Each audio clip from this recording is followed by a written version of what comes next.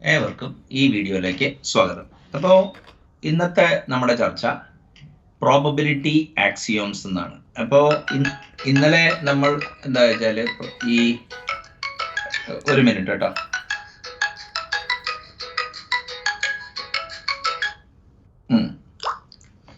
ഇന്നലെ നമ്മൾ പ്രോബബിലിറ്റി ഡിസ്ട്രിബ്യൂഷനെ കുറിച്ച് പൊസോൺ ഡിസ്ട്രിബ്യൂഷന്റെ പോയിന്റ് ഓഫ് വ്യൂവിൽ നമ്മൾ ചർച്ച ചെയ്തിരുന്നു. അപ്പോൾ അങ്ങനെ അത് ചെയ്തപ്പോൾ കുറച്ച് ദാർശനിക പ്രശ്നം അല്ലെങ്കിൽ ഫിലോസഫിക്കൽ ഇഷ്യൂസ് വന്നപ്പോഴാണ് ഇങ്ങനത്തെ ഒരു സെഷന് വേണ്ടി തീരുമാനിച്ചത്.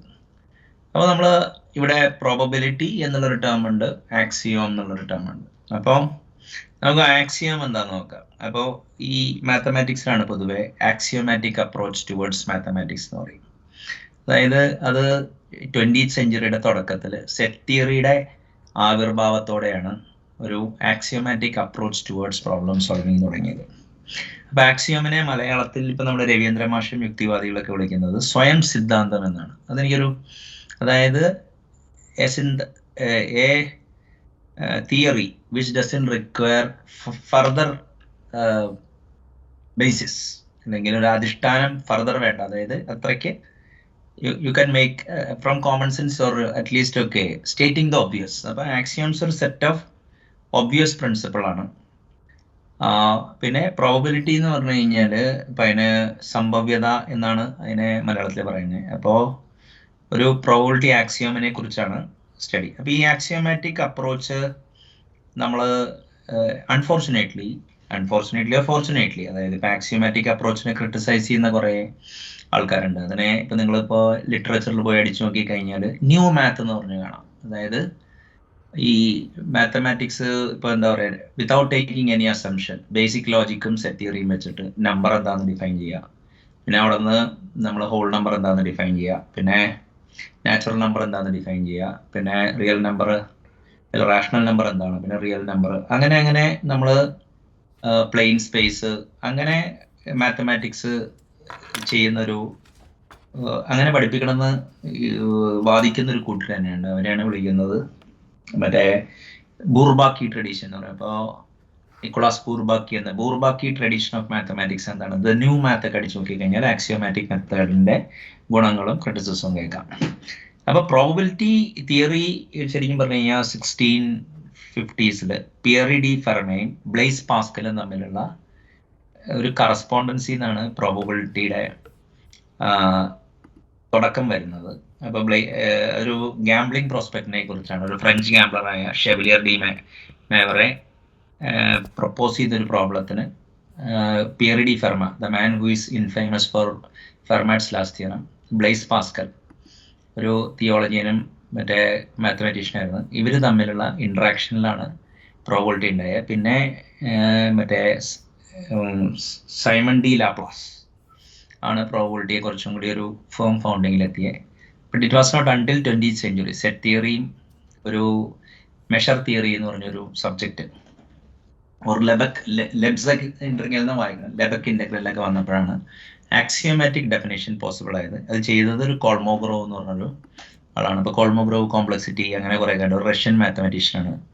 അദ്ദേഹമാണ് പ്രോബബിലിറ്റിക്ക് ഒരു ആക്സിയോമാറ്റിക് നിർവചനം കൊടുത്തിരുന്നത്. അപ്പം അതിനു മുമ്പ് ഫ്രീക്വൻറ്റിസ്റ്റ് അപ്രോച്ച്, ഫ്രീക്വൻസി വെച്ചിട്ട് പ്രോബബിലിറ്റി ചെയ്യുമായിരുന്നു. പിന്നെ ഒരു ബയേസിയൻ അപ്രോച്ച് ഉണ്ടായിരുന്നു. ഇതായിരുന്നു മെയിനായിട്ട് ഇത് ചെയ്യുന്നത്. ഈ പ്രോബബിലിറ്റി ഇൻഫൈനൈറ്റ് സ്പേസിലോട്ട് മാപ്പ് ചെയ്യാൻ പറ്റിയത് ഈ ആക്സിയോമാറ്റിക് മെത്തേഡ് വന്നുകൊണ്ടാണ്. അപ്പോൾ നമുക്ക് ഫസ്റ്റ് സ്ലൈഡിലോട്ട് കിടക്കാം.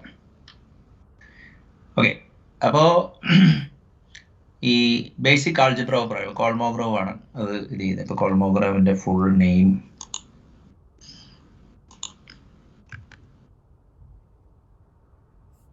കോൾമോഗ്രോവ് ആൻഡ്രേ എന്തൊരു ഫുൾ വലിയൊരു പേരാണ്, ഇദ്ദേഹമാണ്.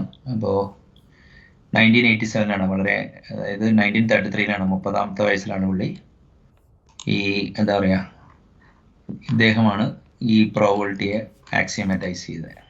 ഓക്കെ, അപ്പോൾ ഫുൾ നെയിം അയാളുടെ ഇത്രയാണ്, നിക്കോളാവിച്ച് കോൾമോഗ്രോവ് എന്നാണ് പുള്ളിയാണ് ഇത് ചെയ്തത്. അപ്പോൾ A probability space is A triplet omega F P. അപ്പോൾ ഒമേഗ എന്ന് പറഞ്ഞു കഴിഞ്ഞാൽ ഇവിടെ സാമ്പിൾ സ്പേസിനാണ് ഉദ്ദേശിക്കുന്നത്. ഇപ്പോൾ സാമ്പിൾ സ്പേസ് എന്താണെന്ന് ഇപ്പോൾ നമ്മൾ ഈ CP ഇത് കുറച്ചും കൂടി ഒരു ഇറഗുലർ സ്പേസ് ഒക്കെ ഹാൻഡിൽ ചെയ്യുന്ന പ്രോബിലിറ്റിയാണ്. നമ്മൾ സാധാരണ വെൻ ഡയഗ്രാം വെച്ചിട്ടൊക്കെയാണ് പ്രോബിലിറ്റി പഠിപ്പിക്കാറ്. പക്ഷേ I will make an attempt.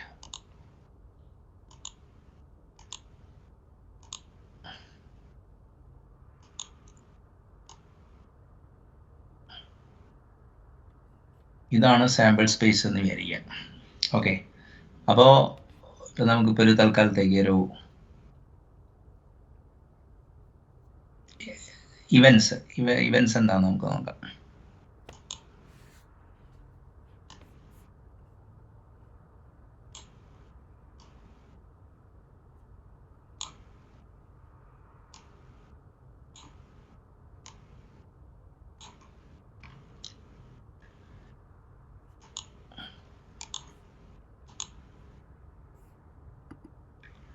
അപ്പോൾ എന്തൊരു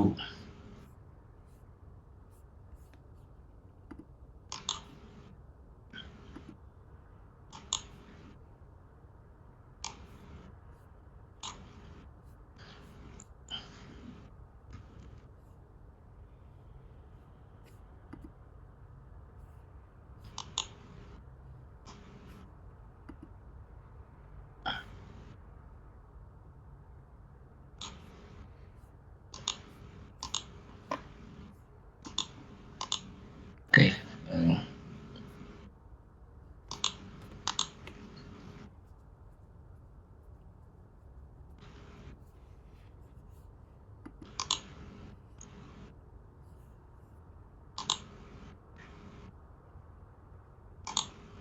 സോറി.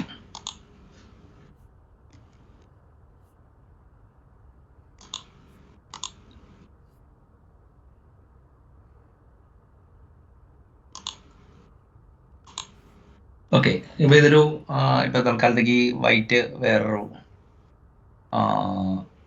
ഇപ്പോൾ 1 2 3 4 5 6. അപ്പോൾ ശരിക്കും പറഞ്ഞു കഴിഞ്ഞാൽ ഇതിൽ ഈ ടോട്ടൽ ഏരിയനെയാണ് നമ്മൾ ഒമേഗ എന്ന് വിളിക്കുന്നത്.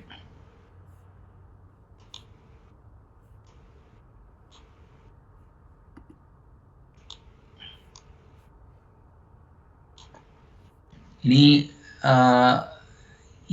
ഇതിന്റെ ഓരോ കളറിനെ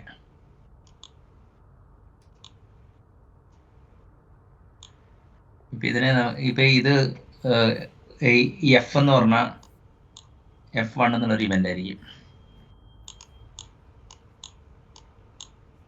ഇതിപ്പോ F2. അപ്പൊ F എന്ന് പറഞ്ഞാൽ ഇപ്പൊ നമ്മളിപ്പോ ഇതൊരു ട്രിപ്ലെറ്റ് ആയിട്ടാണ് അവര്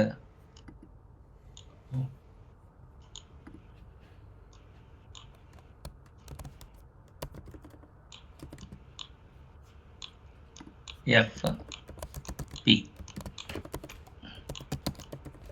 ഇതിന് ഓരോന്നിനും ഇപ്പോൾ ഒരു പ്രോബിലിറ്റി അസൈൻ കഴിഞ്ഞാൽ ഇപ്പോൾ 0.35 ആയിരിക്കും. ഇതെല്ലാം കൂടി ആഡ് ചെയ്ത് കഴിഞ്ഞാൽ എന്താ പറയുക ടോട്ടൽ 1 വരണം. ഓക്കെ, അപ്പോൾ ഇത് ഇങ്ങനെയാണ് അവർ എന്താ പറയുക കണ്ടിന്യൂസ് സ്പേസ് പ്രോബിലിറ്റി ഡിസ്ക്രൈബ് ചെയ്യുന്നത്. അതായത് ഒരു ടോട്ടൽ ഏരിയ, അതായത് സെറ്റ് ഓഫ് ഒരു union of all events sample space ആയിട്ട് കാണും. അതിലെ ഓരോ പാർട്ടിനെ ഈ എന്താ പറയുക നമുക്ക് വേണമെങ്കിൽ ഇവൻ്റ് ആയിട്ട് കാണാം. പിന്നെ ഓരോ ഇവൻറ്റിന് നമ്മൾ പ്രോബിലിറ്റി അസൈൻ ചെയ്യും. ഇതാണ് ഇവിടെ ഡിഫൈൻ ചെയ്തേക്കുന്നത്.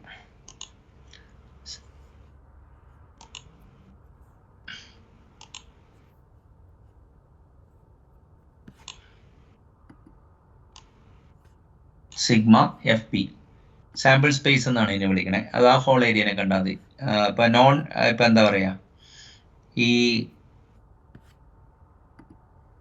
ടോട്ടൽ, അതായത് ഇപ്പൊ ഫോർ എക്സാമ്പിൾ ഇപ്പോ എന്താ പറയാ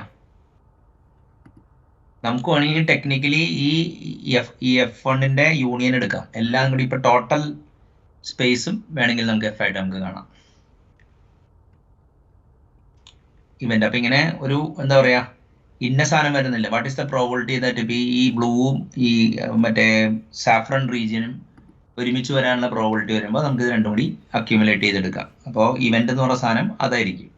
അപ്പോൾ ഇവന്റ്, ബേസിക് ഇവന്റ് ഉണ്ട്. ഇപ്പൊ നമുക്ക് ഓരോ പാർട്ടും ഒരു ബേസിക് ഇവന്റ് ആയിട്ട് കണ്ടാൽ മതി. നമുക്ക് കോമ്പൗണ്ട് ഇവന്റ്സ് നമുക്ക് ഉണ്ടാക്കാൻ പറ്റും. അപ്പോൾ ഇതാണ് ഫസ്റ്റ് അവർ പറയുന്നത്. അതായത് sigma should be element of F. അതായത് എല്ലാ ഹോൾ സാമ്പിൾ സ്പേസ് എഫ് ആയിട്ട് വരാം. പിന്നെ if A element of F and then A complement എന്തായിരിക്കും? അതായത് ഈ മറ്റേ ഈ സെറ്റിൽ നിന്ന് എ കുറച്ച് കളയാം. ഓക്കെ, അപ്പോൾ എയുടെ എലമെന്റ്സ് ഇല്ലാത്ത സാധനങ്ങൾ വരുമ്പോൾ അതും എലമെന്റ് ഓഫ് എഫ് ആയിരിക്കണം. പിന്നെ ഇപ്പോൾ എന്താ പറയുക, എ എന്ന് പറഞ്ഞാൽ കുറേ എലമെന്റ്സ് ഉണ്ടെന്ന് വിചാരിക്കുക, അത് എഫിലെ അംഗമാണെങ്കിൽ അതിൻ്റെ യൂണിയനും എന്താ പറയുക ഈ എഫിൻ്റെ അംഗമായിരിക്കണം. അപ്പോൾ ഈ 3 ക്രൈറ്റീരിയ സാറ്റിസ്ഫൈ ചെയ്യുന്നത് ഇതിനെ സിഗ്മ ആൾജിബ്ര എന്ന് പറയും. അപ്പോൾ ഇത് ഇങ്ങനെ ഡിഫൈൻ ചെയ്യണതിൻ്റെ ആവശ്യം, സിഗ്മ ആൾജിബ്രയുടെ ആവശ്യം എവിടെ നിന്നാണ് വരുന്നതെന്ന് വെച്ച് കഴിഞ്ഞാൽ, നിങ്ങൾക്ക് നോർമലി ഉപയോഗിക്കുന്ന ഇൻ്റഗ്രേഷൻ പ്രോബബിലിറ്റിയിൽ ഉപയോഗിക്കാൻ പറ്റില്ല. കാരണം ഒരു ഏരിയ അണ്ടർ കർവ് എന്ന് പറഞ്ഞ ഒരു സാധനത്തിൻ്റെ ഉള്ളോട്ട് ഇപ്പോൾ ഒരു വെർട്ടിക്കൽ ഇൻ്റഗ്രേഷൻ വെച്ചിട്ട് ഇത് നമുക്ക് ചെയ്യാൻ ബുദ്ധിമുട്ടുണ്ട്. അപ്പോൾ അങ്ങനെ വരുമ്പോൾ എന്താ കാര്യം എന്ന് പറഞ്ഞു കഴിഞ്ഞാൽ, ഈ ഇൻഫിനിറ്റ് സെറ്റിൻ്റെ മുകളിൽ ഇൻ്റഗ്രൽ ഉണ്ട്, ലെബ്സഗ് ഇൻ്റഗ്രൽ എന്നാണ് അതിനെ പറയുന്നത്. അപ്പോൾ അത് ചെയ്യണമെന്നുണ്ടെങ്കിൽ നമുക്ക് ആക്സിയോമാറ്റിക് ഡെഫിനേഷൻ കണ്ടിന്യൂസ് സ്പേസിൽ ചെയ്യേണ്ട ആവശ്യമുണ്ട്. അത് എന്താണെന്നുള്ളത് നിങ്ങളൊരു ബുക്ക് കൺസൾട്ട് ചെയ്താൽ കിട്ടും.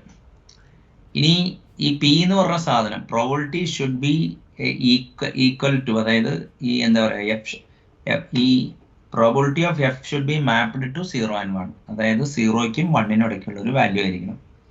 പ്രോബബിലിറ്റി ഒരിക്കലും നെഗറ്റീവ് ആവില്ല. അതാണ് probability of A greater than or equal to C for all A element of F. പിന്നെ പ്രോബബിലിറ്റി ഓഫ് സിഗ്മ, എല്ലാം കൂടി സംഭവിക്കാനുള്ള സാധനം എപ്പോഴും 1 ആയിരിക്കണം.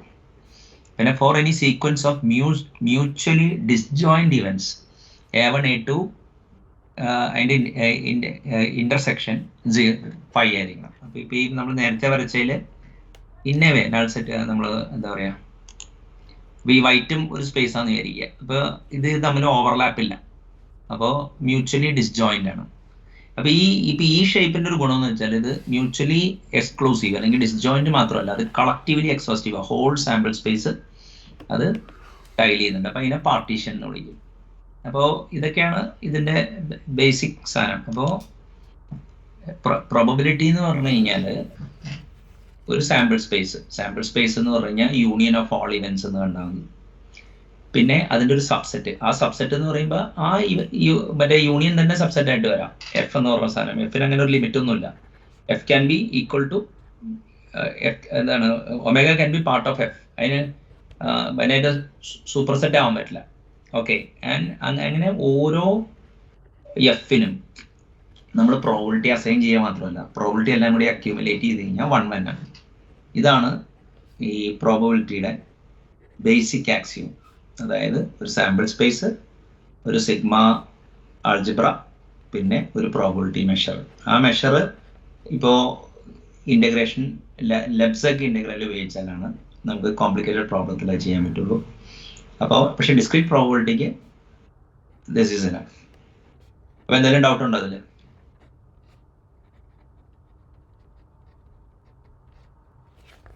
അറിഞ്ഞാലും സിഗ്മ എന്തുകൊണ്ട് എഫിന്റെ ഭാഗമാവുന്നതെന്ന് മനസ്സിലായല്ലോ അല്ലെ? ആ ഹോൾ ഏരിയയുടെ ഇതാണ്. അപ്പൊ ഇവന്റ് എന്ന് പറയുന്ന സാധനം ബേസിക് ഇവന്റ്സ് ഉണ്ട്, യൂണിയൻ ഓഫ് ഇവന്റ്സും വരാം. ഹോൾ ഏരിയ ഒരു സൂപ്പർ സെറ്റ് ആണല്ലോ അല്ലെ, അതുകൊണ്ടാണല്ലോ ഫംഗ്ഷന്റെ ഡെഫിനിഷനിൽ വരുന്നതാണ്. അതായത് F can B even omega itself, അതാണ് അവിടെ പറയുന്നത്.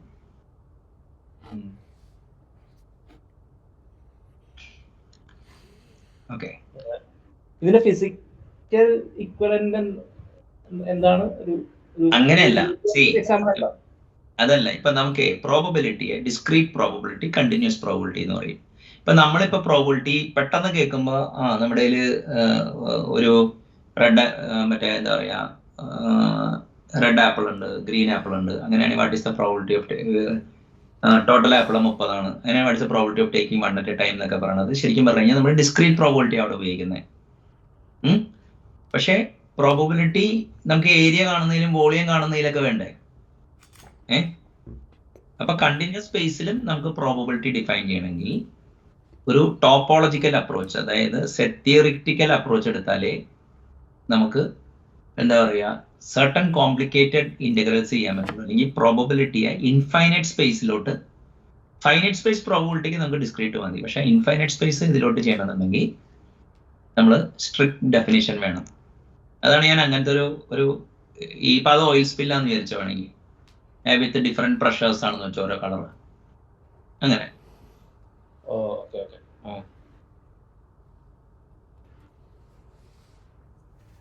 ഇപ്പൊ ഇങ്ങനെ ഒരു അത് കൂടുതൽ അറിയണമെന്നുണ്ടെങ്കിൽ ലെബ്സഗ് ഇന്റഗ്രൽ എന്ന് പറഞ്ഞ സാധനം കേസുകളുടെ അതൊരു പ്രോബബിലിറ്റി ആയിരുന്നു. ഏതാ കോബിന്റെ കേസിന്റെ പ്രോബബിലിസ്റ്റിക്കലി മോഡൽ ചെയ്യാൻ കണ്ട. ഇപ്പൊ നമ്മൾ പഠിക്കുന്നത് റിമാനിയൻ ഇന്റഗ്രൽ എന്ന് പറഞ്ഞ സാധനം, മനസ്സിലായില്ലേ? എക്സ്. പക്ഷെ നമുക്കത് ഇറഗുലർ ഏരിയ കണ്ടോ, ഇങ്ങനെ റെക്ടാങ്കിൾ വെച്ചിട്ട് ഇത് ചെയ്യാണ്. എന്ന സ്ഥാനത്ത് ഈ കോംപ്ലിക്കേറ്റഡ് ഫിഗർ വന്നു കഴിഞ്ഞാൽ ഇത് ചെയ്യേണ്ടി വരും. ലെബക്ക് ഇന്റഗ്രൽ എന്ന് പറഞ്ഞ സാധനമുണ്ട്. ലെബക്ക് എന്നാണ് ഇതിനെ വായിക്കുന്നത്, മനസ്സിലായില്ലേ? അപ്പൊ ഇത് ചെയ്യണമെന്നുണ്ടെങ്കിൽ സ്റ്റോക്കാസ്റ്റിക് കാൽക്കുലസിലോട്ട് ട്രൈ ചെയ്യുന്ന ഇതാണോ? അല്ല, സ്റ്റോക്കാസ്റ്റിക് കാൽക്കുലേഷനിലേക്ക് എത്തിയിട്ടില്ല. സ്റ്റോക്കാസ്റ്റിക് കാൽക്കുലസ് എന്ന് പറഞ്ഞാൽ നമ്മള് റാൻഡം വേരിയബിൾ പ്രോബബിലിറ്റിയിൽ നിന്ന് റാൻഡം വേരിയബിളിലോട്ടും റാൻഡം വേരിയബിളിൽ നിന്ന് ഇൻഡെക്സ്ഡ് റാൻഡം വേരിയബിളിൽ പോകുമ്പോഴാണ് സ്റ്റോക്കാസ്റ്റിക് കാൽക്കുലസ് വരുന്നത്. ഇവിടെ അത് വരുന്നില്ല. ഇതിവിടെ ബേസിക് പ്രോബബിലിറ്റി സ്പേസ് ഡിഫൈൻ ചെയ്യുമ്പോൾ തന്നെ അതിന്റെ ഏരിയ കാണണമല്ലോ. ഇപ്പോ നിങ്ങൾക്ക് ഇതും വരാനുള്ള ഏരിയ ഇതാണ് ടോട്ടൽ ഏരിയ എന്ന് വെച്ചോ. ഇത് ടോട്ടൽ ഏരിയ എന്ന് വെച്ചോ. നിങ്ങളുടെ ഈ കാണുന്ന ഫിഗർ, ആ ഫിഗറിൽ ഇതും തമ്മിൽ ആഡ് ചെയ്തുണ്ടെങ്കിലോ ഫംഗ്ഷൻ അടുത്തല്ല കിടക്കുന്നേ, മനസ്സിലായില്ലേ? അപ്പൊ റിമാനിയൻ ഇന്റഗ്രൽ സ്കെയിൽ ആവില്ല. അപ്പൊ ഇതിനെ ഇപ്പൊ എന്താ പറയാ, ഈവൻ ലെബക്ക് ഇന്റഗ്രൽ തന്നെ മറ്റേ സെറ്റ് തിയറി വെച്ചിട്ടാണ് ഇത് ചെയ്യണേ. അപ്പൊ ടോപ്പോളജിയുടെ കുറച്ച് കൺസെപ്റ്റ്സ് അറിഞ്ഞാലേ ഈ പറയുന്ന സാധനം എന്താന്ന് അറിയാൻ പറ്റുള്ളൂ. പക്ഷെ നമുക്ക് അതിന്റെ ഇതിപ്പോ ബേസിക് ഐഡിയ ഇത്രയേ ഉള്ളൂ. ഇത് പ്രോബബിലിറ്റി 0ക്ക് മുകളിലായിരിക്കണം. ഈ സാമ്പിൾ സ്പേസിന്റെ പ്രോബബിലിറ്റി എപ്പോഴും 1 ആയിരിക്കും. പിന്നെ നമുക്ക് എന്താ പറയാ, അഡിറ്റിവിറ്റി, അങ്ങനെ കുറച്ച് പ്രോപ്പർട്ടി ഉണ്ട്. അത് നമുക്ക് എന്താന്ന് പഠിച്ചാൽ മതി. വൺസ് നിങ്ങൾ ഇതൊരു സെറ്റ് തിയററ്റിക്കൽ ഇന്റർപ്രിട്ടേഷൻ കൊടുത്തു കഴിഞ്ഞാൽ സെറ്റിന്റെ എല്ലാ ടൂൾസും ഉപയോഗിക്കുക എന്നുള്ളതാണ് ഇതിന്റെ ഏറ്റവും വലിയ അഡ്വാൻറ്റേജ്. പിന്നെ ഓഫ് കോഴ്സ് നിങ്ങൾക്ക് ഇൻഫൈനൈറ്റ് അല്ലെങ്കിൽ എന്താ പറയുക കണ്ടിന്യൂസ് സ്പേസിൽ നിങ്ങൾക്ക് പ്രോബബിലിറ്റി ചെയ്യാനും ഇത് കാരണം സാധിക്കും. അല്ല അത് അത് കറക്റ്റ് ആയിട്ട് മനസ്സിലാക്കണമെങ്കിലേ ഒരു ഇതുണ്ട്. ഇപ്പൊ സെറ്റ് തിയറി എന്ന് പറഞ്ഞാൽ നമ്മൾ പഠിച്ചേക്കാണ് set of oranges, set of apple എന്നൊക്കെയാണ്. പക്ഷെ അതിന് വരെ നമ്മൾ പഠിക്കുകയാണ് ഇപ്പൊ set of points in a line പഠിച്ചൂടെ? അതിനെ വിളിക്കുന്നത് R1 എന്നാണ്, അല്ലെങ്കിൽ R എന്നാണ്, റിയൽ നമ്പർ ലൈൻ. അപ്പൊ ഇപ്പൊ പ്രോബബിലിറ്റി എപ്പോഴും ശ്രദ്ധിച്ചറിയാം. അതായത് ഈ പ്രോബബിലിറ്റി ഓഫ് എഫ് എപ്പോഴും ഒരു R in the 0-1 സ്പേസിലായിരിക്കും.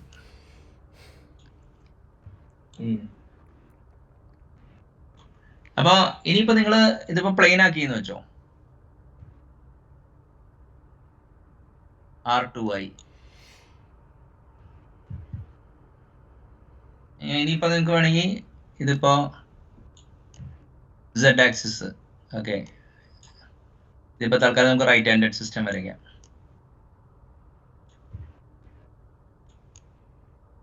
അപ്പൊ ഇതിനെ R3 എന്ന് പറയും.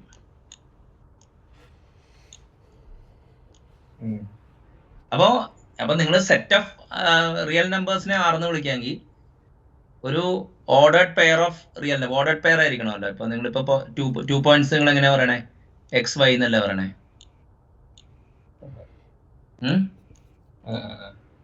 അപ്പൊ അത് എന്താണ്? ഇപ്പോ 2 R2 ആണ്. ഇനിയിപ്പോ R3 ആണെങ്കിൽ നിങ്ങൾ അതിനെ XYZ എന്ന് പറയും.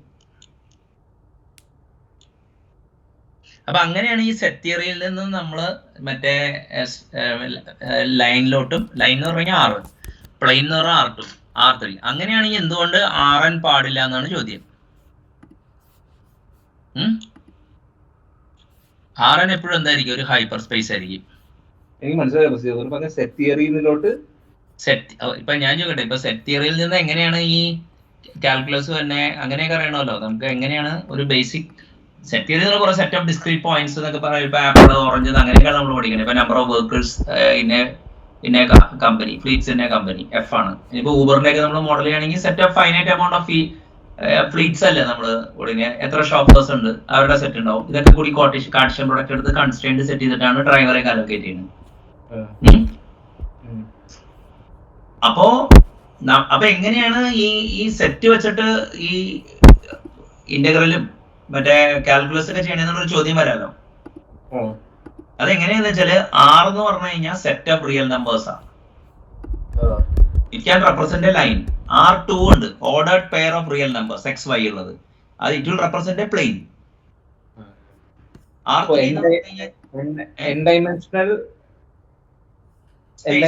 ഹൈപ്പർ സ്പേസ് നമുക്ക് ഇങ്ങനെ മോഡൽ ചെയ്യാന്ന് Rn ആയിട്ട്. അത് ഇത് തന്നെയാണ് നമ്മളിപ്പോ ഇപ്പൊ മെട്രിസസിൽ നമ്മൾ കണ്ടിട്ടില്ലേ, Rn Rm എന്നൊക്കെ പറഞ്ഞു. ഇപ്പൊ നമ്മളൊരു 4x4 മെട്രിസസ് നമ്മൾ പറയുന്നത് ഇതെങ്ങനെ ഒരു പാരലലി കണക്ട് ചെയ്ത് കൊണ്ടുപോകാൻ എന്നുള്ളതല്ലേ പ്രസിദ്ധി പറയുന്നത്. അങ്ങനെയല്ലേ അല്ല ഇപ്പൊ ഞാൻ ചോദിക്കട്ടെ, ഇപ്പൊ പ്രോബബിലിറ്റി എന്നുള്ള സാധനം ഒരു 0ക്കും 1നും ഇടയ്ക്ക് 70% ആണോ 30% ആണോ 40% ആണോ വരേണ്ടത്. അപ്പൊ നമ്മളിപ്പോ പ്രോബബിലിറ്റി എന്ന് പറഞ്ഞാൽ മിക്ക സ്ഥലത്തും കാണുന്നത് ഡിസ്ക്രീറ്റ് പ്രോബബിലിറ്റി പ്രോബ്ലംസ് ആണ് കാണുന്നത്. അതായത് ഇത് വരാനുള്ള സാധ്യത എന്താന്നുള്ളതാണ് നമ്മൾ പ്രോബബിലിറ്റി. അപ്പൊ പെർമുട്ടേഷനും കോമ്പിനേഷനും ഒക്കെ വെച്ചിട്ട് ഇന്റിജർ ഡിസ്ക്രീറ്റ് പോയിന്റ്സിന്റെ പ്രോബബിലിറ്റി കാണുമ്പോൾ നിങ്ങൾക്ക് അതൊരു കൗണ്ടിങ് പ്രോബ്ലം ആണ് ശരിക്കും പറഞ്ഞു കഴിഞ്ഞാൽ. മനസ്സിലായ? അതിന്റെ റേഷ്യോ എടുക്കുക എന്നുള്ളതാണ്.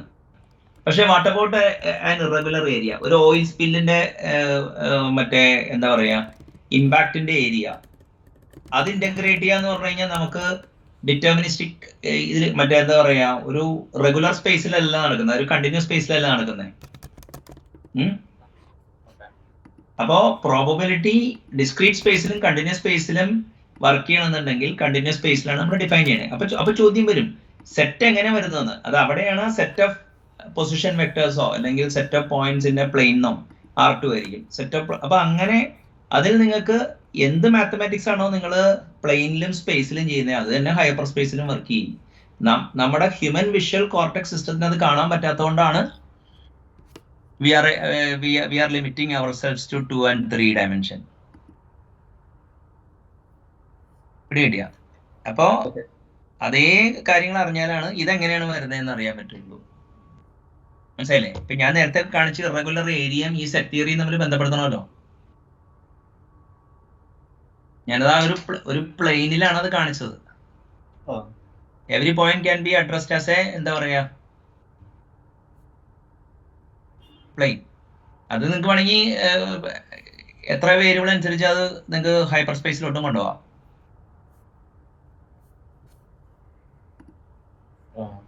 അപ്പൊ ഇത് കുറച്ചും കൂടി റിഗറസ്ലി ഡിഫൈൻഡ് ആണ്. അപ്പൊ അതുകൊണ്ട് അവർക്ക് കൺസിസ്റ്റന്റ് ആയിട്ട് പ്രോബിലിറ്റി ചെയ്യാൻ പറ്റും. അതിന് മുമ്പ് ആൾക്കാർ ഓരോരുത്തരും പല ടെക്നിക്സ് ഉപയോഗിച്ചിട്ടാണ് ചെയ്തിരുന്നത്. ഇതിനെ യൂണിഫൈ ചെയ്തിട്ടുണ്ടായിരുന്നില്ല ഈ സബ്ജക്റ്റിനെ. സെറ്റ് തിയറി ഉണ്ടായാൽ മാത്രം പോരായിരുന്നു, ലെബ്സക് ഇന്റഗ്രൽ അല്ലെങ്കിൽ ലെബക് ഇന്റഗ്രലും ഒക്കെ ഉണ്ടാവണമായിരുന്നു. സെറ്റ് തിയറി തന്നെ 1890s വന്നത്.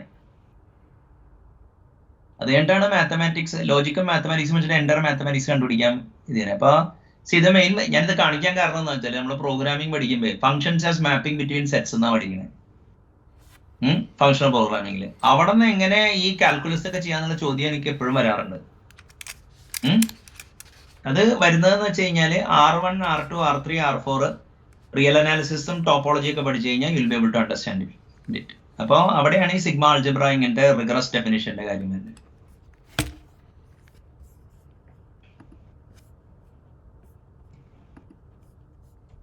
അപ്പൊ നമുക്ക് ഈ വൺസ് ഇത് സെറ്റ് തിയററ്റിക്കൽ മോഡലിൽ വന്നു കഴിഞ്ഞാൽ for any 2 events AB subset of sample space omega A union B എന്ന് പറഞ്ഞു കഴിഞ്ഞാൽ ഇപ്പോൾ എന്താ പറയുക W ഈ മറ്റേ ഇതും ഒമേഗ എന്ന് തന്നെ പറയണേ, സ്മോൾ ഒമേഗ എന്ന് പറയണേ. അത് ബിഗ് ഒമേഗയാണ് മറ്റേ കാണുന്നത്. ഈ element of omega big omega implies ഇത് സെറ്റിനെ എന്താ പറയുക, എന്താ റോസ്റ്റർ ഫോം എന്നാണ് പറയുന്നത്. അധികം കോംപ്രിഹെൻഷൻ ഫോം ആണ്. W is element of A or A, അതായത് ഈ സ്മോൾ ഒമേഗ എയുടെയോ ബിയുടെയോ ഭാഗമാണെങ്കിൽ നമുക്ക് A യൂണിയൻ ബി ചെയ്യാം. A ഇന്റർസെക്ഷൻ ബി എന്ന് പറഞ്ഞാൽ രണ്ടിന്റെയും ഭാഗമായിരിക്കണം. അതായത് omega should be part of the A. അപ്പൊ രണ്ട് സെറ്റ് ആണെന്ന് വിചാരിക്കുക. ഇനിയിപ്പോ A കോംപ്ലിമെന്റ് എന്ന് പറഞ്ഞു കഴിഞ്ഞാൽ ഒമേഗന്ന് എയുടെ ഉള്ള എല്ലാ കാര്യങ്ങളും എലിമിനേറ്റ് ചെയ്യാം. അതായത് ഒമേഗ ഇപ്പോ എന്താ പറയാ, element of omega should not be element of A. അതാണ് A കോംപ്ലിമെന്റ്. ഇത് ബേസിക് ഒരു യൂണറി ഓപ്പറേറ്റർ, രണ്ട് ബൈനറി ഓപ്പറേറ്റർ ആണ്. അങ്ങനെ ചെയ്തു കഴിഞ്ഞാൽ നമുക്ക് A union B is equal to B union A correct ആണ്. A intersection B is equal to B into, ഇത് കമ്മ്യൂട്ടേറ്റീവ് ലോ, നമ്മളെല്ലാവരും പഠിക്കുന്നതാണ്. അസോസിയേറ്റീവ് ലോയും രണ്ടെണ്ണം ഉണ്ട്, യൂണിയന്റെ ഉണ്ട് ഇന്റർസെക്ഷനെ ഉണ്ട്. A union B union C എന്ന് പറഞ്ഞു കഴിഞ്ഞാൽ എന്താ പറയാ, A union B union C ആയിട്ട് നമുക്ക് മോഡൽ ചെയ്യാം. പിന്നെ A intersection B intersection C എന്ന് പറഞ്ഞാൽ നമുക്ക് അങ്ങനെ വേണമെന്നില്ല, മറ്റേ എന്താ പറയാ, A പുറത്തെടുത്തിട്ട് B ഇന്റർസെക്ഷൻ ചെയ്യാൻ പറ്റും. അതിനാണ് അസോസിയേറ്റീവ്, ലെഫ്റ്റ് അസോസിയേറ്റീവ് പ്രോപ്പർട്ടി എന്ന് വേണമെങ്കിൽ പറയാം. പിന്നെ ഡിസ്ട്രിബ്യൂട്ടീവ് ലോ ആണ് അത്. A intersection B union C എന്ന് പറഞ്ഞു കഴിഞ്ഞാൽ A intersection B union A intersection C. അത് നമ്മൾ ഇപ്പൊ അരിത്തമാറ്റിക്കലും അത് കൺസിസ്റ്റന്റ് തന്നെയാണ്. A പ്ലസ് ബിയും A മൈനസ് ബിയും ഒക്കെ കമ്മ്യൂട്ടേറ്റിവിറ്റി, അസോസിയേറ്റിവിറ്റി. ഈ commutativity A minus B obey ചെയ്യില്ല, പ്ലസ് ചെയ്യും. കാരണം A minus B B minus A അല്ലല്ലോ. ഓക്കെ, അപ്പോ എന്താ പറയാ, പിന്നെ ഐഡന്റിറ്റിയിലോ A യൂണിയൻ 5 എന്ന് പറയുന്ന അൺസെറ്റ്, അത് A ആയിരിക്കും. എയും മറ്റേ എന്താ പറയാ സാമ്പിൾ സ്പേസും തമ്മിലുള്ള ഇന്റർസെക്ഷൻ A ആയിരിക്കും. പിന്നെ A യൂണിയൻ A ഉറപ്പാണല്ലോ, ഐഡംപൊട്ടന്റ് ആണ്. അതായത് ചെയ്താലും ചെയ്തില്ലെങ്കിലും സെയിം റിസൾട്ട് തന്നെ കിട്ടും, പിന്നെ റിപ്പീറ്റഡ്ലി ചെയ്താലും. പിന്നെ A ഇന്റർസെക്ഷൻ A എപ്പോഴും A ആയിരിക്കും. പിന്നെ ഈ കോംപ്ലിമെന്റ്, ഈ എന്താ പറയുക, എയും A കോംപ്ലിമെന്റും യൂണിയൻ ചെയ്ത് കഴിഞ്ഞാൽ എപ്പോഴും ഒമേഗ കിട്ടും. A ഇന്റർസെക്ഷൻ A കോംപ്ലിമെന്റ് ചെയ്ത് കഴിഞ്ഞാൽ 5 കിട്ടും. പിന്നെ ഡബിൾ നെഗേഷൻ എന്നാണ് അതിനെ പറയണേ. ഇപ്പൊ A കോംപ്ലിമെന്റിനെ വീണ്ടും കോംപ്ലിമെന്റ് ചെയ്ത് കഴിഞ്ഞാൽ A തന്നെ തിരിച്ചു കിട്ടും. ഏറ്റവും ഇമ്പോർട്ടന്റ് ഡിമോർഗൻ ലോ ആണ്. A യൂണിയൻ B കോംപ്ലിമെന്റ് എന്ന് പറഞ്ഞു കഴിഞ്ഞാൽ ഇപ്പൊ ഡിസ്ട്രിബ്യൂട്ട് ചെയ്യണ മാതിരി ചെയ്യാം, C എന്നിട്ട് ഫ്ലിപ്പ് ചെയ്യാം. അതായത് AC യൂണിയൻ ഇന്റർസെക്ഷൻ ആവും, ഇന്റർസെക്ഷൻ യൂണിയൻ ആവും. അപ്പോ വൺസ് നിങ്ങൾ ഒരു സാമ്പിൾ സ്പേസ്, ഒരു ഇവൻ സബ്സെറ്റ്, അത് സാമ്പിൾ സ്പേസ് തന്നെ ആവാം. പിന്നെ ഒരു probability value attach to each event, അതായത് എഫിന് നമുക്കൊരു പ്രോബബിലിറ്റി അറ്റാച്ച് ചെയ്യാം. അതാണ് ഒരു എന്താ പറയുക, ആക്സിയോമാറ്റിക് ഡെഫിനിഷൻ ഓഫ് പ്രോബബിലിറ്റി. അപ്പോൾ ഒരു സെറ്റ് തിയററ്റിക് ഫൗണ്ടേഷൻ കൊടുത്തത് കൊണ്ട് നമുക്ക് സെറ്റ് തിയറിയുടെ എല്ലാ ഓപ്പറേഷൻസും നമുക്ക് ഉപയോഗിക്കാം. എന്താ പറയുക, ഉപയോഗിക്കാമെന്ന് മാത്രമല്ല നമുക്ക് എല്ലാ പ്രോപ്പർട്ടീസും അവൈലബിൾ ആണ്. അപ്പോൾ പെട്ടെന്ന് എന്താ പറയുക, ആൾ ഓഫ് എ സഡൻ ഈ വളരെ ഡിസ്കണക്റ്റഡ് ആയിട്ട് കിടന്നിരുന്ന ഇതിനൊരു ഫേം ഫൗണ്ടേഷൻ ഉണ്ടായി എന്നുള്ളതാണ് ഇതിൽ നിന്ന് പഠിക്കേണ്ടത്. അപ്പോൾ ഈ ലോയിൽ എന്തെങ്കിലും വ്യത്യാസമുണ്ടോ? ഇതൊക്കെ നമ്മൾ അതായത് ഇപ്പോൾ ഫോർ എക്സാമ്പിൾ എന്താ പറയുക, ഫങ്ഷണൽ പ്രോഗ്രാമിംഗ് ഒക്കെ അറിയാവുന്നവർ എന്തായാലും അറിഞ്ഞിരിക്കേണ്ട കാര്യങ്ങളാണ് ഈ അസോസിയേറ്റീവ് ലോ, ഡിസ്ട്രിബ്യൂട്ടീവ്, കമ്മ്യൂട്ടേറ്റീവ്, പിന്നെ ഐഡന്റിറ്റി. ഇപ്പോൾ അരിത്തമാറ്റിക് ആണെങ്കിൽ അഡിറ്റീവ് ഐഡന്റിറ്റി ഉണ്ടാവും, മറ്റേ എന്താ പറയുക മൾട്ടിപ്ലിക്കേറ്റീവ് ഐഡന്റിറ്റി 1 ആയിരിക്കും, അങ്ങനെയൊക്കെയുള്ള കാര്യങ്ങളുണ്ടാവും. അപ്പോൾ ഒരു നിങ്ങളുടെ ഓപ്പറേഷൻസിന്റെ പ്രോപ്പർട്ടീസ് ആണ് ഇതെല്ലാം. അപ്പോൾ ബേസിക് ഐഡിയ എന്താണെന്ന് വെച്ച് കഴിഞ്ഞാൽ നമ്മൾ ഒരു എന്താ പറയുക പ്രോബബിലിറ്റി സ്പേസ് എന്താണെന്ന് ഡിഫൈൻ ചെയ്തിട്ട് സാമ്പിൾ സ്പേസ്, അതിന് സിഗ്മ ആൾജിബ്ര, പിന്നെ ഈ പ്രോബബിലിറ്റിയുടെ മെഷർ, ഇത് മൂന്നും കൂടി കമ്പൈൻ ചെയ്യുന്ന ആണ് പ്രോബബിലിറ്റി തിയറി എന്നാണ് പറയുന്നത്. വൺസ് അത് ആക്സിയോമാറ്റിക് ഫോം അല്ലെങ്കിൽ സെറ്റ് തിയററ്റിക് ഫോമിൽ വന്നു കഴിഞ്ഞാൽ എല്ലാ ആപ്ലിക്കേഷൻസും നമുക്ക് ഉപയോഗിക്കാം. ഇതിലെന്തെങ്കിലും ഡൗട്ട് ഉണ്ടോ? സാറേ, ആ കോംപ്ലിമെന്റിന്റെ അവിടെ ഒമേഗ സ്ലാഷ് ചെയ്യുന്നു തുടക്കത്തിലുള്ള കമ്മ്യൂണിറ്റി ലോസിന്റെ മേലുള്ള കോംപ്ലിമെന്റ്, അവിടെ സിമ്പിൾ മൈനസ് എന്നാണ്, അത് മൈനസ് കണ്ടാൽ മതി. മൈനസ് ആണ് അല്ലേ? അതെ അതെ,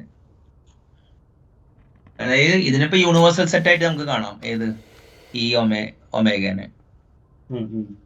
അതിന്ന് സബ്ട്രാക്ട് ചെയ്യുന്ന. അതെ, ബാക്കിയുള്ളത് ഇതായിരിക്കും. ഇതിന് പ്രൂഫൊക്കെ ഉണ്ട്, നമ്മള് ബുക്സിൽ നോക്കിയാലോ ChatGPT തന്നെ നമുക്ക് വേണമെങ്കിൽ ഇതെങ്ങനെ വർക്ക് ചെയ്യണമെന്നുള്ളതൊക്കെ നമുക്ക് പഠിക്കാൻ പറ്റും. അല്ല, അപ്പൊ ഈ തമാശ എന്താന്ന് വെച്ചാല് ഇതേ നിങ്ങളിപ്പോ ലോജിക്ക്, ഇപ്പൊ നമ്മള് ബൂളിയൻ ലോജിക്ക് പഠിച്ചാൽ ഏകദേശം എന്താ പറയാ ഇതേ സാധനം തന്നെ അവിടെയും അപ്ലിക്കബിൾ. അവിടെയാണ് അതിന്റെ ഇതിരിക്കുന്നത്. ഓക്കെ, നമുക്ക് കുറച്ചുകൂടി നമുക്ക് പ്രോബ്ലത്തിന്റെ ഉള്ളിലോട്ട് കയറാം.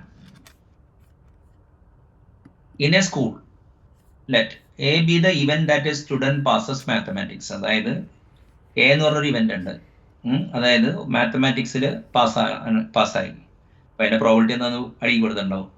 B the event that student passes English. അപ്പോൾ 2 ഇവന്റ് ആണ്. Suppose 70% of the student pass mathematics. അപ്പോൾ ഫസ്റ്റ് പ്രോബിലിറ്റി ഓഫ് എ എന്താണ്? 0.7 ആണ്. ഓക്കെ, ഇനി പ്രോബിലിറ്റി ഓഫ് ബി എന്താണ്? അതായത് ഇംഗ്ലീഷ് പാസ്സാവുന്നത് എന്താണ്? 65 ആണ്. രണ്ടിനും പാസ്സാവണമെങ്കിൽ probability of A intersection B അത് 50% ആണ്.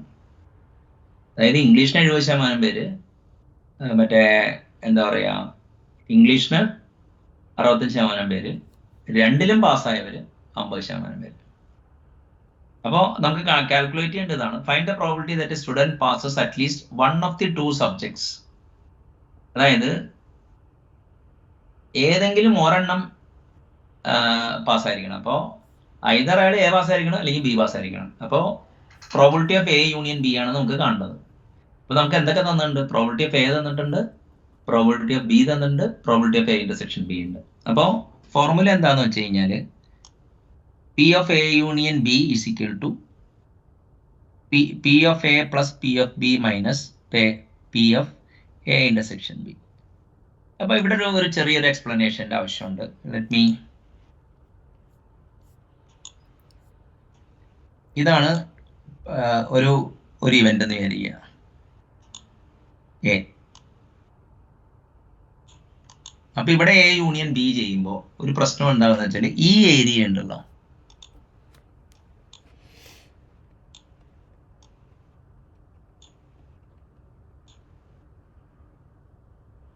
രണ്ട് പ്രാവശ്യം കൗണ്ട് ചെയ്യും. ഇത് probability of A intersection B. അപ്പൊ നമ്മൾ അപ്പൊ ഈ ഇതിപ്പോ എന്താ പറയാന്ന് വെച്ച് കഴിഞ്ഞാല് ഒരു കാര്യമുണ്ട്, ഡ്യൂപ്ലിക്കേറ്റ് പാടില്ല എന്നുള്ളതുണ്ട്. നമ്മൾ ഡിസ്ക്രീറ്റ്സ് ഇതിൽ വരുമ്പോൾ അറിയാൻ പറ്റില്ല. ഇപ്പൊ എന്താ പറയാ ഡബിൾ, അപ്പൊ ഈ ഏരിയ കോമൺ ആയിട്ടുള്ള സാധനങ്ങൾ നമുക്ക് കളയണം. അപ്പൊ അതാണ് ഇതിപ്പോ പ്രോബിലിറ്റി ഓഫ് എ എന്താ പറയാ എ ബി എന്ന് പറഞ്ഞ സാധനം ഫുള്ള് സാധനം വരും. അപ്പൊ അതിൻ്റെ ഉള്ളിൽ ഈ ഏരിയ നമുക്ക് കളയണം. അതുകൊണ്ടാണ് probability of A intersection B കുറച്ച് കളയുന്നത്. ഇപ്പൊ 70 ആണ് അതിന്റെ പ്രോബിലിറ്റി, 0.65 ആണ്. അപ്പോൾ ഡിഫറൻസ് എടുക്കുമ്പോൾ 0.85 വരും. അപ്പോൾ 85% ചാൻസ് ഉണ്ട് എന്താ പറയാ ഏതെങ്കിലും ഒരു സബ്ജക്റ്റിൽ ഇയാൾ പാസ്സാവാൻ. പക്ഷെ ഒന്നിനും പാസ്സാവണമെങ്കിൽ എന്ത് ചെയ്യണം? അപ്പൊ ഇവിടെ ഒരു ട്രിക്ക് ഉപയോഗിച്ചിട്ടുള്ളത് കോംപ്ലിമെന്ററി ലോ ആണ് അപ്രോച്ച് ചെയ്തിരുന്നത്. അതായത് ഏതെങ്കിലും ഒരു സബ്ജക്റ്റിൽ പാസ്സാവാൻ 85% ആണെങ്കിൽ ഒന്നിലും പാസ്സാവാതിരിക്കാനുള്ള പ്രോബിലിറ്റി എന്താണ്? 1 minus probability of A union B complement ആണ്. അല്ല, probability of A union B complement ആണ്. അത് 1 minus probability of A union B ആണ്. അത് 0.5 ആണ്. അത് ഒബ്വിയസ് ആണല്ലോ. 85% പേര് ഏതെങ്കിലും ഒരു വിഷയത്തിൽ പാസ്സാവെങ്കിൽ ഒന്നിലും പാസ്സാവാത്തത് 5% ആണ്. അപ്പൊ ഇതിലെന്തെങ്കിലും ഉണ്ടോ ഡൗട്ട്?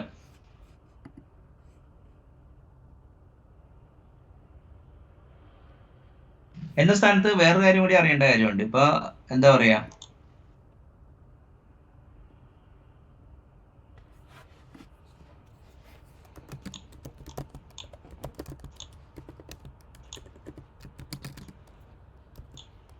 ഇതിപ്പോ എയും ബിയും ആണെങ്കിൽ ഇവിടെ നമുക്ക് probability of A intersection B എന്തായിരിക്കും? ഇതിപ്പോ എ ബി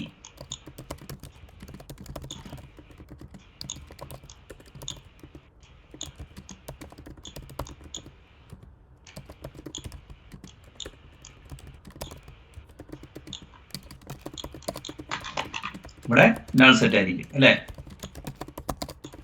അപ്പൊ ശരിക്കും പറഞ്ഞു കഴിഞ്ഞാൽ ഈ ഇപ്പോ ഇവന്റ്സ് ഡിസ്ജോയിന്റ് ആന്ന് വെച്ചോ, അതായത് എയും ബിയും തമ്മിൽ ഓവർലാപ്പ് ഇല്ലെങ്കിൽ ആ probability of A intersection B നമുക്ക് എടുത്ത് കളയാം. അപ്പോൾ probability of A union B is equal to probability of A plus probability of B ആയിരിക്കും.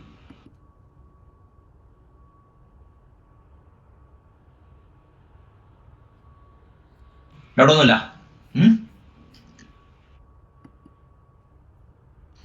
ആരും മിണ്ടുന്നില്ല. പാസ് ചെയ്യട്ടെങ്കിൽ ഇത് ഡൗട്ട് നമ്മള് നേരത്തെ ഡിസ്കസ് ചെയ്തുകൊണ്ടാണ് എനിക്കിത് ക്ലിയർ ആണ്. Okay. In a survey, let T be the event that a respondent likes T. Okay, T testing company. Okay, C be the event. T ക്കും ഇത് തന്നെ. It is found that 80% like T. അപ്പോൾ probability of A എന്താ T എന്താണ്, അതായത് likes T എന്നുള്ളതിന്റെ probability 0.8 ആണ്. Coffee ലൈക്കിന് 0.5 ആണ്. 65.2 ഇത് ചെയ്യുന്നു. Determine the probability that respondent likes either tea or coffee. അത് നേരത്തെ പ്രോബ്ലത്തിന് തന്നെ വേറെ സ്റ്റേറ്റ്മെന്റ് ആണെന്നേ ഉള്ളൂ. അതായത് ഈ probability of T union C ആയിരിക്കും. ടീ കുടിക്കുന്നവരും അവരുടെയും യൂണിയൻ ആയിരിക്കും. അതിപ്പോ നേരത്തെ പറഞ്ഞവര് probability of T plus probability of C minus probability of T ഇതാണ്. അപ്പൊ നമ്മൾ അരിത്തമാറ്റിക് നടത്തുമ്പോൾ 0.9 കിട്ടും. 90% ചാൻസ് ഉണ്ട്. അപ്പോ ഒബ്വിയസ്ലി അതിന്റെ കോംപ്ലിമെന്റ് എടുത്തു കഴിഞ്ഞാൽ മറ്റേ എന്താ പറയാ, what is probability that respondent likes neither beverage. രണ്ടും ഇഷ്ടമല്ലാത്തവർ 10% ആയിരിക്കും. വേർഡ് പ്രോബ്ലം ആണ്. നേരത്തെ പ്രോബ്ലത്തിന്റെ ഒരു ചേഞ്ച് വരുന്നത് ഇവിടെ.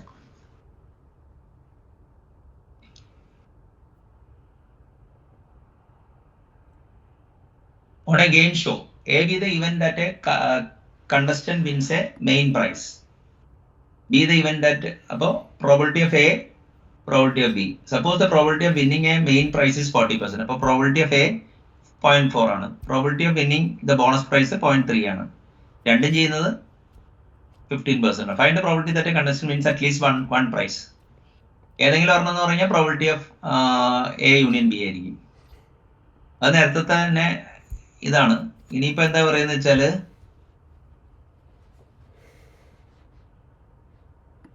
using De Morgan's law, determine the probability that the contestant wins no prize. ഇപ്പൊ De Morgan's law എന്ന് പറഞ്ഞാൽ എന്താണ്, A യൂണിയൻ B കോംപ്ലിമെന്റ് ആണ് നമുക്ക് കാൽക്കുലേറ്റ് ചെയ്യേണ്ടത്. അപ്പൊ അത് ശരിക്കും പറഞ്ഞാൽ 1 minus probability of A union B മതി. പക്ഷെ നമ്മളിപ്പോ De Morgan's law വെച്ച് കാൽക്കുലേറ്റ് ചെയ്യണതുകൊണ്ട് നമ്മൾ A complement intersection B complement കണ്ടാലും മതി. അപ്പൊ A കോംപ്ലിമെന്റ് എത്രയാണ്, 60% ആണ് അല്ലെ ശരിക്കും. ഏത് 40% ആണല്ലോ പ്രോബിലിറ്റി ഓഫ് എ. ഇനിയിപ്പോ ബി കോംപ്ലിമെന്റ് എത്രയാണ്, 30% ആണ്. അപ്പൊ 30% എന്ന് പറയുമ്പോ മറ്റേ എന്താ പറയാ 70 ആണ്. ഓക്കെ, പിന്നെ ഇത് രണ്ടിന്റെയും കൂടി ഇന്റർസെക്ഷൻ എടുത്താൽ മതി. അപ്പോ ഇതെടുത്തു കഴിഞ്ഞാൽ ഈ വാല്യൂ നമുക്ക് കിട്ടും.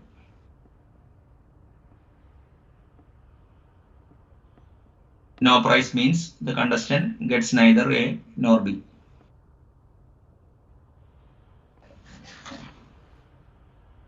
ഇതിലെല്ലാം മറ്റേ എയും ബിയും റിലേറ്റഡ് അല്ല എന്നുള്ള അസംഷൻ ഉണ്ടെന്ന് തോന്നുന്നു അല്ലെ. റിലേറ്റഡ് എന്ന് പറഞ്ഞു കഴിഞ്ഞാല് ഇൻഡിപെൻഡന്റ് ആണെന്നുള്ളതാണ്. മനസ്സിലായ? അതിപ്പോ റിലേറ്റഡ് ആയി കഴിഞ്ഞാൽ പിന്നെ കോംപ്ലിക്കേഷൻ ആയി. പ്രീവിയസ് സ്റ്റേറ്റ് ആയിട്ട് ബന്ധമൊക്കെ ആയില്ലേ. ഡിസ്ജോയിന്റ് ആണെന്ന് ഇവിടെ അസ്യൂം ചെയ്യും അല്ല. ഇപ്പൊ എന്താ പറയാ, ഈ ഫിനോമിന തമ്മിൽ ഇന്റർ ഡിപ്പെൻഡൻസ് ഇല്ല എന്നുള്ളത് അസംഷൻ ഉണ്ട്. അങ്ങനെയുള്ള പ്രോബ്ലംസ് ഉണ്ട് കേട്ടോ, നമ്മൾ അതിലോട്ട് എത്തിയിട്ടില്ല. സാറേ ഇതിന്റെ കേസില് നമ്മൾ എന്റെ ബിന്റെ കോംപ്ലിമെന്റ് എടുത്തിട്ട് ഇന്റർസെക്ഷൻ നമുക്ക് കാൽക്കുലേറ്റ് ചെയ്യാൻ പറ്റുമോ ടി മോർഗൻ ലോ വെച്ച്? ഏതാ?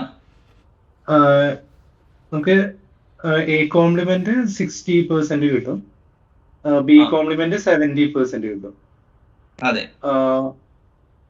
ഓക്കെ, അത് കഴിഞ്ഞിട്ട് നമുക്ക് ഇന്റർസെക്ഷൻ നമുക്ക് പറയാൻ പറ്റുമോ ഇതില്?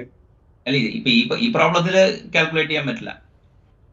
പറ്റില്ല. ഓക്കെ. മറ്റേ സാധനം ഇത് വെച്ചിട്ട് അതിപ്പോ എന്താ പറയാ, അത് കാരണം അതിനുള്ള അത്രയും ഡാറ്റ ഇല്ല. ഒരു മിനിറ്റ് കേട്ടോ, നമുക്ക് പറ്റുമോ നോക്കാം.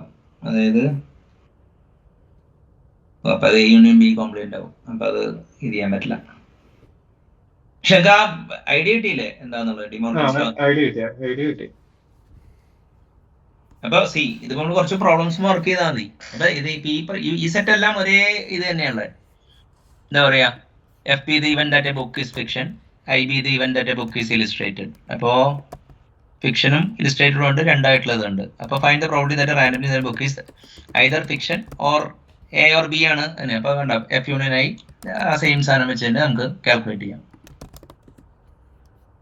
പക്ഷെ ഇവിടെ വരുമ്പോൾ ഒരു ചെറിയൊരു ട്വിസ്റ്റ് ഉണ്ട് ഈ പ്രോബ്ലത്തിൽ, നമുക്ക് അത് നോക്കാം. In A university let E B the event that A student is an active member of the English club. F ഇംഗ്ലീഷിന് ഇയും എഫിന് ഫ്രഞ്ചും. 40% of the students are in English club, 30% are in the French club, and 15% are both. അപ്പോൾ given നേരത്തെ ഇത് തന്നെ, probability of E 40%, probability of F 30%, പിന്നെ probability of E intersection F 15%. അപ്പോൾ as usual probability of E, use the algebra of events to find the probability that a randomly selected student is a member of at least one of these. അത് നമ്മൾ probability of E union F അല്ലെങ്കിൽ A union B വരെ ഇവിടെ ഇയും എഫും അതാ ഇത് വെച്ചിട്ട് നമ്മൾ കാൽക്കുലേറ്റ് ചെയ്ത് കഴിഞ്ഞാൽ ഇത് തന്നെ. ഇനിയിപ്പോ എന്താ പറയാ, എക്സാക്ട്ലി ഈ എന്താ പറയാ വൺ ക്ലബ് ആവണമെന്നുണ്ടെങ്കിൽ, ഓക്കെ, ഈ എന്താ പറയാ ഇയും, അതായത് ഇപ്പൊ ഇയിൽ നിന്ന് എഫ് കളയുക, എഫിൽ നിന്ന് ഇതിപ്പോ ഇതിനെ ഒരു സിമെട്രിക് ഡിഫറൻസ് എന്ന് പറയും ഈ ഓപ്പറേഷന്.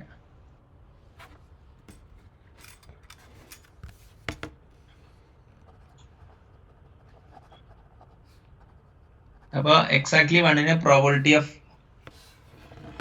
E union F minus probability of എന്താ പറയാ ഈ ഇന്റർസെക്ഷൻ എഫ് ആണ്.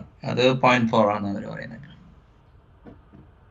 അതായത് E minus F union F minus E ആണത്. അപ്പൊ നമുക്ക് ഡിസ്റ്റിങ്ക്റ്റ് ആയിട്ടുള്ള സാധനം കിട്ടും. ഇത് മറ്റേ ഡാറ്റ സിങ്ക്രണൈസേഷൻ ഒക്കെ നമ്മൾ ഉപയോഗിക്കാറുണ്ട്. അത് സെറ്റ് ഡിഫറൻസ് പ്രോബ്ലം എന്ന് പറയും.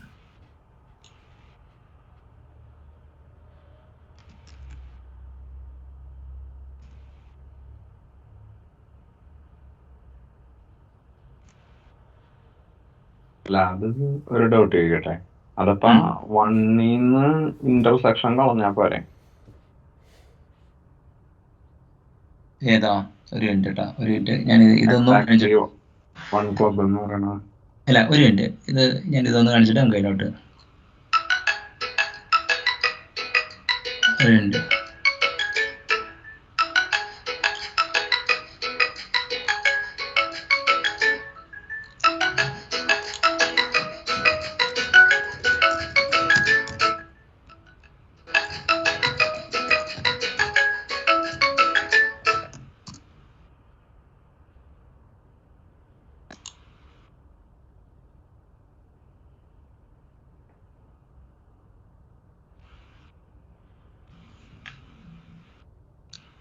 ഇത് കണ്ടില്ലേ, എസ് എ ഒരു എന്താ ഈ ഓപ്പറേറ്റർ എന്തൊരു പേര് പറയും, S B is equal to S A minus S B union S B minus S A. അതാണ് ഇവിടെ കണ്ടത്.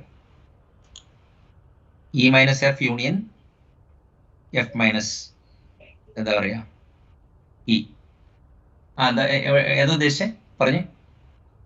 അല്ല, എക്സാക്ട്ലി ഒരു ക്ലബിലുള്ള ആളെ കണ്ടുപിടിക്കാനാണെങ്കിൽ വണ്ണീന്ന് ഇന്റർസെക്ഷൻ കുറച്ച് കഴിഞ്ഞാൽ അതല്ലേ കിട്ടാ? എന്തുകൊണ്ടാ അതാവാത്ത? അല്ല, ഇങ്ങനെ വണ്ണീന്ന് ഇപ്പൊ ഞാൻ ചോദിക്കട്ടെ, അത് നമുക്ക് അങ്ങനെ എല്ലാ ഡാറ്റ ഉണ്ടോ അവിടെ? അല്ല, ടോട്ടൽ സ്പേസ് എന്ന് പറയണത് എന്താ പറയാ, ഈലുള്ള ആൾക്കാരുടെ പ്രോബിലിറ്റി ഉണ്ട്.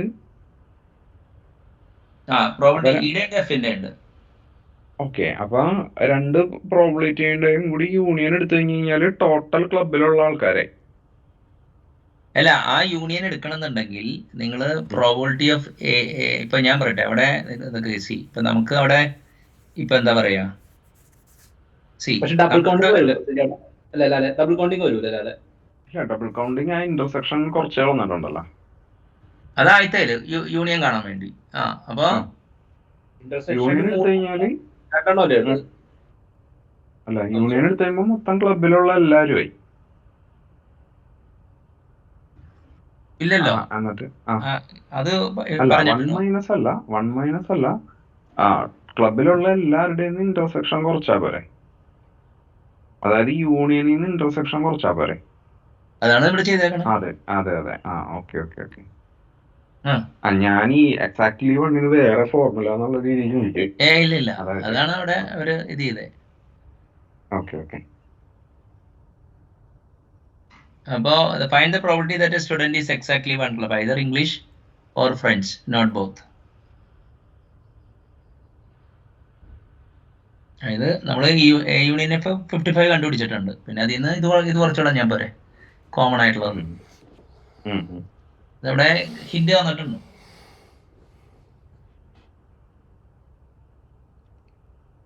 അസിമെട്രിക് ഡിഫറൻസ് എന്ന് പറഞ്ഞ സാധനം ഉണ്ടല്ലോ, അത് ഭയങ്കര ഇമ്പോർട്ടന്റ് ആണ്. ഡാറ്റ സിൻക്രണൈസേഷൻ ഒക്കെ ഉപയോഗിക്കുന്ന സാധനം. E-F union F-E. അപ്പൊ യുണീക്ക് ആയിട്ടുള്ള അവ രണ്ടിലും എന്താ പറയാ ഇല്ലാത്ത ആ സാധനം കിട്ടും. അപ്പൊ അത് കിട്ടാൻ വേണ്ടിയുള്ള മെത്തേഡ് അവരടിയിൽ കൊടുത്തു.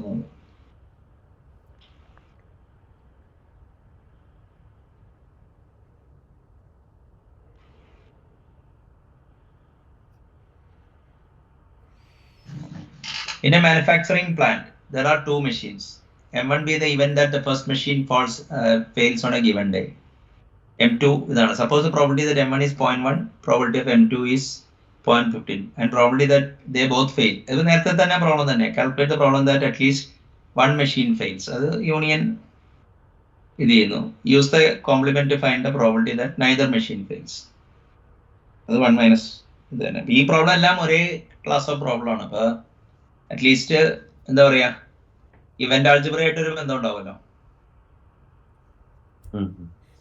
പിന്നെ ഓഫ് കോഴ്സ് മറ്റേ സിമെട്രിക് സെറ്റ് ഡിഫറൻസ് എന്താന്ന് പഠിച്ചു, കോംപ്ലിമെന്റിന്റെ ഇതെന്താന്ന് പഠിക്കാൻ. അതായത് ഒരു സെറ്റ് തിയറിയിൽ കുറച്ച് ഇൻറ്റ്യൂഷൻ കിട്ടും എന്നുള്ള ഇത് ചെയ്തുള്ളൂ.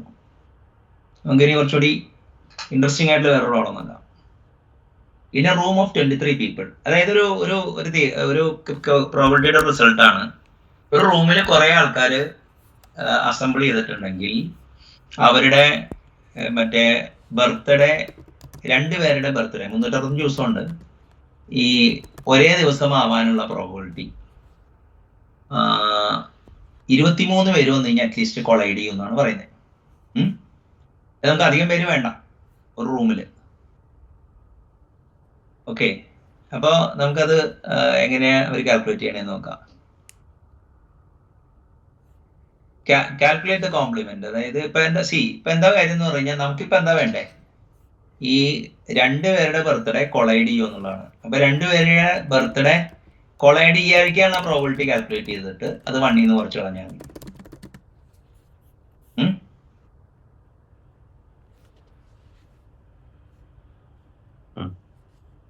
ഓക്കെ, അപ്പൊ ഇതിപ്പോ എന്താ കാര്യം എന്ന് പറഞ്ഞു കഴിഞ്ഞാൽ നമ്മള് ഈ ഫസ്റ്റ് ഇപ്പൊ എന്താ പറയാ 365/365 എന്ന് പറഞ്ഞു കഴിഞ്ഞാല് ഇപ്പൊ എന്താ പറയാ ഈ 365 ദിവസമുണ്ട്. അപ്പൊ 365 ബർത്ത്ഡേ വരാൻ ഫസ്റ്റ് ആൾക്ക് ചാൻസ് ഉണ്ട്, ഏത് ദിവസമെങ്കിലും വരാം. അപ്പൊ സെക്കൻഡ് ആൾക്ക് വരുമ്പോ എന്തായിരിക്കണം, അയാൾക്ക് ആൾറെഡി ഒരെണ്ണം വന്നു കഴിഞ്ഞല്ലോ, പിന്നെ 364/365 ആയിരിക്കും പ്രോബിലിറ്റി. അങ്ങനെ 22 പേരുടെ കുറച്ച് കളഞ്ഞു കഴിഞ്ഞാല് ഈ ഇതിന്റെ അരിത്തമാറ്റിക് എടുത്തു കഴിഞ്ഞാൽ 0.49 ആണെന്ന് കിട്ടും. അപ്പൊ 1 - 0.49 50ക്ക് മുകളിലാണ്. ഇതാണ് അതിന്റെ ഗെയിം.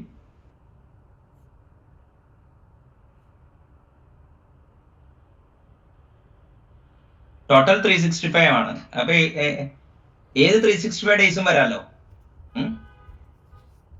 അപ്പൊ ഒരാള് ആ ഫസ്റ്റ് ആള് ഏത് ഒരു ഡേ എടുത്തു കഴിഞ്ഞാൽ പിന്നെ അടുത്ത ആൾക്ക് 364 വരുള്ളൂ. ഇവിടെ കിട്ടിയ ഡിഫറൻറ്റ് വരണമല്ലോ. ഇതെല്ലാം കൂടി കുറച്ച് കഴിയുമ്പോ നമുക്ക് ഇപ്പൊ പോയിന്റ് ഇപ്പൊ ഇനിയൊരു 5-6 വന്നു കഴിഞ്ഞാൽ 70% കൂടും. ഇതിങ്ങനെ കുറഞ്ഞോണ്ടിരിക്കും. 0.49 ഇങ്ങനെ കുറഞ്ഞു. കാരണം ആദ്യം 1 ആയിരുന്നു. 1ന്റെ കൂടെ അങ്ങനെ കുറഞ്ഞു തന്നെ കേട്ടോ. 0.3 ഒക്കെ ആവും. ഒരു 7-30 ഒക്കെ ആവുമ്പോഴേക്കും നമുക്ക് നോക്കാം. ഒരു പ്രോബ്ലം കൂടി ഉണ്ട്. ഇതാണ് ബർത്ത്ഡേ പ്രോബ്ലം എന്ന് പറയുന്നത്. ഇതൊരു സ്റ്റാൻഡേർഡ് റിസൾട്ടാണ്. അപ്പോൾ MIT കോഴ്സ് ഉണ്ട്, introduction to computational thinking and data science. അതിൽ ലൈവായിട്ട് ആൾക്കാരുടെ ബർത്ത്ഡേ ഡിസ്ട്രിബ്യൂഷൻ എടുത്തിട്ട് ഫെബ്രുവരി 29 ജൂലൈ 4, അതായത് അന്ന് ലേബർ റൂമിൽ ഡോക്ടർമാർ കയറില്ല എന്ന് പറഞ്ഞിട്ട് അതെടുത്ത് കളഞ്ഞ് ചെയ്തപ്പോൾ അത്യാവശ്യം ഒക്കെ സിമുലേറ്റ് ചെയ്തെടുക്കാൻ പറ്റി. ഇത് കറക്റ്റാണ്. അപ്പൊ ബർത്ത്ഡേ പ്രോബ്ലം അടിച്ചു നോക്കി കഴിഞ്ഞാൽ ഇതാണ് അതിന്റെ റിസൾട്ട് ഇങ്ങനെയാ വരുന്നത്. ആർക്കും കൂടി കിട്ടിയാ? ഇപ്പൊ 23 പീപ്പിള് ഒരു റൂമിൽ വന്നിട്ടുണ്ടെങ്കിൽ അവര് എന്താ സെയിം ബർത്ത്ഡേ ഉണ്ടാവാൻ ഒരു പേരെങ്കിലും 50% പ്രോബിലിറ്റി ഉണ്ടെന്ന്. 50% പ്രോബിലിറ്റി ഉണ്ട്.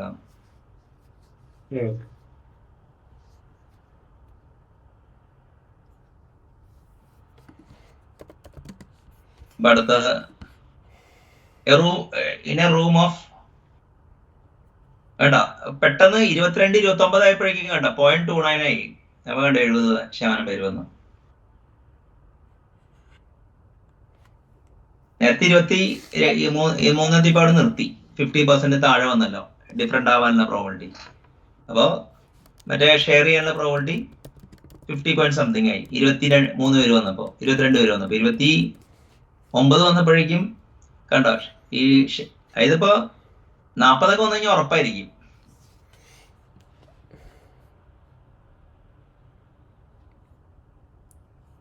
ഓക്കെ, അപ്പൊ നമ്മ ഈ പി ഓഫ് ഓൾ ഡിഫറൻസ് എന്ന് പറഞ്ഞു കഴിഞ്ഞാല് ബർത്ത്ഡേ റിപ്പീറ്റ് ചെയ്യാതിരിക്കാനുള്ള ചാൻസ് ആണ് നോക്കുന്നത്. എന്നിട്ട് അതിൽ നിന്ന് 1 വരുമ്പോ റിപ്പീറ്റ് ചെയ്യാനുള്ള ചാൻസ് കിട്ടും. അതെ. ഓക്കെ. ഈ കഴിഞ്ഞതിന് മുന്നത്തെ തവണ ഞാൻ മെക്സിക്കോയിൽ വിസിറ്റ് ചെയ്തപ്പോൾ ഒരു പുള്ളിയുടെ ബർത്ത്ഡേ ഉണ്ടായിരുന്നു. അപ്പോൾ ഞങ്ങൾ ബർത്ത്ഡേ പാരഡോക്സ് അടിക്കുമോ എന്ന് ടെസ്റ്റ് ചെയ്തായിരുന്നു.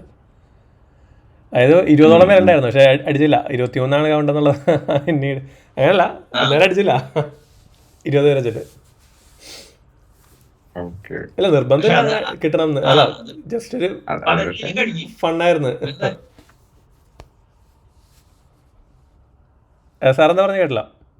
അല്ല ഇത് ഞാൻ പറയട്ടെ, ഇൻവെസ്റ്റ്മെന്റ് എന്നുള്ള ഒരു കമ്പനിയിൽ വർക്ക് ചെയ്യുമ്പോ പ്രോബബിലിറ്റി ഹാക്സ് എന്നുള്ള ബുക്കിൽ നിന്നാണ് ഞാൻ ഈ സാധനം അറിയണേ. അതുകൊണ്ട് ഞാൻ പോണ സ്ഥലത്തൊക്കെ മറ്റേ ഇതൊക്കെ അടിക്കും, സ്റ്റേജ് കയറിയതൊക്കെ ചോദിക്കും. അപ്പൊ അങ്ങനെ 15 അടിക്കും.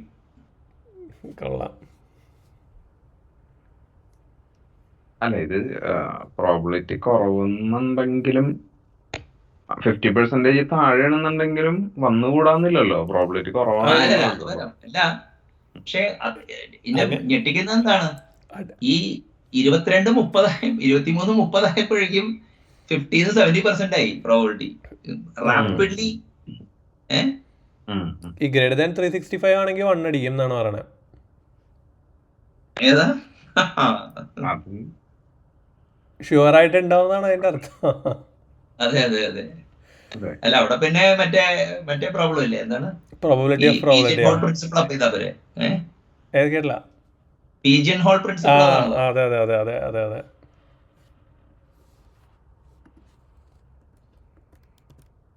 ഓക്കെ, അപ്പൊ ഇനി നമുക്ക് കുറച്ചും കൂടി. A fair coin is flipped 3 times. What is the probability of getting exactly 2 heads? Okay, അപ്പോ ഈ എന്താ പറയാ, അത് നമുക്ക് വേണമെങ്കിൽ ഇങ്ങനെ ഇത് എന്യൂമറേറ്റ് ചെയ്യട്ടോ. Determine the total outcomes. Each coin tosses 2 outcomes for 3 tosses. Okay, അത് ഇപ്പൊ എന്താ പറയാ, 0-1 ആയിട്ട് ഇടുകയാണെങ്കിൽ, അതായത് 3 ഇതുണ്ട്. അപ്പൊ നമ്മൾ എന്താ പറയാ, ഇതിനെ വേണമെങ്കിൽ നമുക്ക് ഒരു സബ്സെറ്റ് പ്രോബ്ലം ആയിട്ട് മോഡൽ ചെയ്യാം.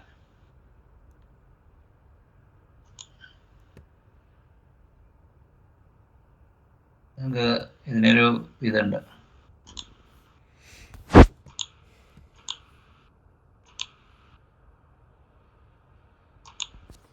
മൂന്ന് ടോസില് 2 ഹെഡ് കിട്ടാനുള്ള ചാൻസ് ആണോ? അല്ല, 3 പ്രാവശ്യം നമ്മൾ ടോസ് ചെയ്ത് ഒക്കെ നമുക്ക് കിട്ടിയേക്കണത് ടെയിലാന്ന് വിചാരിക്കുക. ഉം.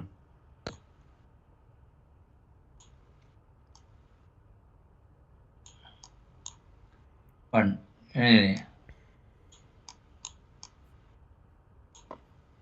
ഞാൻ വെറുതെ കൗണ്ട് ചെയ്യേണ്ടത് 8 കിട്ടാൻ വേണ്ടിയാ. 0 to 7 പെട്ടെന്ന് ആയില്ലേ. അപ്പോ അടുത്തത് 1 1, പിന്നെ 1 0 1 1, പിന്നെ 1 0 1, 3 3 3 6 0 1 1 0 1 2 3 4 5 6 ആണ് കേട്ടോ. ഇങ്ങനെ ഒരു സാധനം ഇട്ടില്ല. അങ്ങനെ ഇട്ടണം. അപ്പോ 8 പോസിബിൾ ഔട്ട്കംസ് ഉള്ളത്. 3 പ്രാവശ്യം വന്നു കഴിഞ്ഞാൽ ടു ഹാവ് എക്സാക്ട്ലി 2 ഹെഡ് വേണമെങ്കിൽ 3 choose 2, അതായത് കോമ്പിനേഷൻ ആണ്. അപ്പോൾ 3 വരും. അതായത് 3 factorial by 3 minus 2 factorial by 3 minus 2 factorial into 2 factorial ആണ്. 3 വരും. അതായത് നമ്മുടെ സ്ഥാനത്തിൻ്റെ ഉള്ളിലാണെങ്കിൽ എന്താ പറയുക 0 ഉള്ള ഹെഡ് 0 0 1 വരും. 0 1 0 എന്താ പറയുക ഈ ഫേവറബിൾ ആയിട്ടുള്ള ഔട്ട്കം, അതായത് ടോട്ടൽ ഔട്ട്കം 8 നമുക്ക് അറ്റ്ലീസ്റ്റ് 2 ഹെഡ് കിട്ടണമെങ്കിൽ 3 പോസിബിലിറ്റീസേ ഉള്ളൂ. HHT HTH THH. അത് ഈ കോമ്പിനേഷൻ വെച്ചിട്ട് നമുക്ക് കണ്ടുപിടിക്കാം. അപ്പോൾ 3 ആണ് നമുക്ക് ഫേവറബിൾ ആയിട്ടുള്ളത്. ടോട്ടൽ നമ്പർ ഓഫ് സാമ്പിൾസ് അല്ലെങ്കിൽ എക്സോസ്റ്റീവ് കേസ് 8 അപ്പോൾ 3/8 പ്രോബിലിറ്റി ഇങ്ങനെ കണ്ടുപിടിക്കാം. ഇത് ജസ്റ്റ് ഒരു എന്താ പറയുക n choose R എന്ന് പറഞ്ഞൊരു ഫോർമുലയാണ്. അപ്പൊ അതിപ്പോ ഇവിടെ വരുന്നത് 3C2 എന്ന് പറഞ്ഞു കഴിഞ്ഞാൽ 3 factorial by 3 minus 1 factorial into 3 minus 2 factorial into 2 factorial.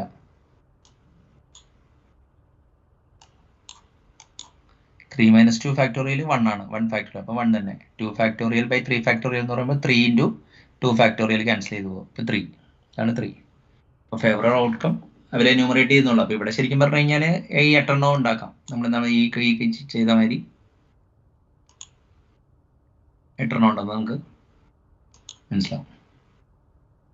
ഇതാണ് പ്രോബിലിറ്റി. ഇതാണ് നമ്മൾ ഇങ്ങനത്തെ പ്രോബ്ലംസ് ആണ് കൂടുതൽ പ്രീ ഡിഗ്രിക്കും മറ്റേ കോളേജിലൊക്കെ പഠിക്കണേ. ഇതൊക്കെ ഡിസ്ക്രീറ്റ് പ്രോബിലിറ്റിയാണ്. എന്യൂമറേറ്റ് ചെയ്യാം നമുക്ക്. ഇതിപ്പോ ഡൈസും ഒരു dye 6-sided die is rolled twice. What is the probability that sum of the 2 rolls is 7? ആകെ എന്താ പറയാ ഫസ്റ്റ് തവണ വരുമ്പോൾ ഏതെങ്കിലും 1 മുതൽ 6 വരെ ഏതെങ്കിലും എണ്ണം വീഴാം. അപ്പോൾ 6 ഉണ്ട്. പിന്നെ രണ്ടാമത്തതും ഇതുണ്ട്. അപ്പൊ ഈ ഒരു കൗണ്ട് ചെയ്തേക്കണുണ്ട് 1 6. ഈ ഇതെല്ലാം ആഡ് ചെയ്ത് 7 കിട്ടുന്ന 1 2 3 4 5 6 ചാൻസ് ഉണ്ട്. അപ്പോൾ 6/36 1/6 ആണ്. 16% ചാൻസ് ഉണ്ട് ഇത് ആഡ് ചെയ്യുന്നത്. ഇത് നമുക്ക് പല രീതിയിലുള്ള കാൽക്കുലേഷൻ വഴി നമുക്ക് ഇവന്റ്സ് മാറുന്നത് കണ്ടോ. ടോട്ടൽ സ്പേസ് എന്ന് പറഞ്ഞു കഴിഞ്ഞാൽ 1 1 മുതൽ എന്താ പറയാ ഈ 6 6 വരെ ഉണ്ടാവും. 36.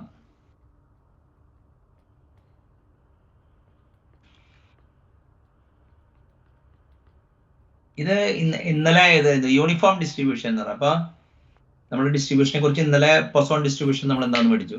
അപ്പോൾ ഈ compute the average of 4 numbers എന്ന് പറഞ്ഞ് തന്നു കഴിഞ്ഞാൽ ഇപ്പൊ 10 20 30 40 തന്നു കഴിഞ്ഞാൽ നമ്മൾ 10 + 20 + 30 + 40 അത് 100 ആഡ് ചെയ്തിട്ട് 100 ഡിവൈഡഡ് ബൈ 425 നമ്മൾ കാൽക്കുലേറ്റ് ചെയ്യണമെന്ന് വെച്ചാൽ നമ്മൾ അവിടെ ഒരു ഇംപ്ലിസിറ്റ് അസംപ്ഷൻ ഉണ്ട്, നമ്മുടെ പ്രോബിലിറ്റി ഡിസ്ട്രിബ്യൂഷൻ യൂണിഫോം ആണ്. അപ്പൊ അവിടെയാണ് A random number is drawn uniformly from the interval 2 to 8. What is the probability that the number is between 3 and 5? അപ്പോൾ യൂണിഫോം ഡിസ്ട്രിബ്യൂഷൻ ആണ്. അപ്പോൾ അപ്പർ ബൗണ്ട് 8 ആണ്, മറ്റേ ലോവർ ബൗണ്ട് 6 ആണ്. അപ്പോൾ എന്താ പറയുക, ഈ നമുക്ക് 6 കിട്ടുന്നു ആ റേഞ്ച്. പിന്നെ 3ക്കും 5നോടുള്ള പ്രോബിലിറ്റി എന്താ പറയുക, ഈ the decide interval length is 5 - 3. അതായത് ഈ 3നും 5നും ഇടയ്ക്കുള്ള നമ്പറാണ്. ഓക്കെ, അപ്പോൾ അവിടെ 2ആണ് ഇന്റർവെൽ. അപ്പോൾ ഇന്റർവെൽ വെച്ച് ഡിവൈഡ് ചെയ്യുമ്പോൾ 33% പ്രോബിലിറ്റി ഉണ്ടെന്നാണ് പറയുന്നത്.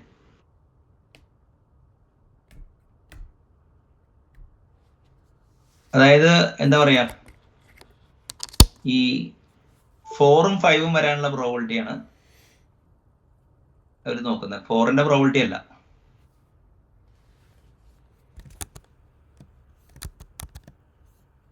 യൂണിഫോം ഡിസ്ട്രിബ്യൂഷൻ കാണിക്കാൻ വേണ്ടിയാണ്. ഡാറ്റ വേറെ രീതിയിൽ ഡിസ്ട്രിബ്യൂട്ട് ചെയ്യണമെങ്കിൽ വേറെ ഫോർമുല ആയിരിക്കും.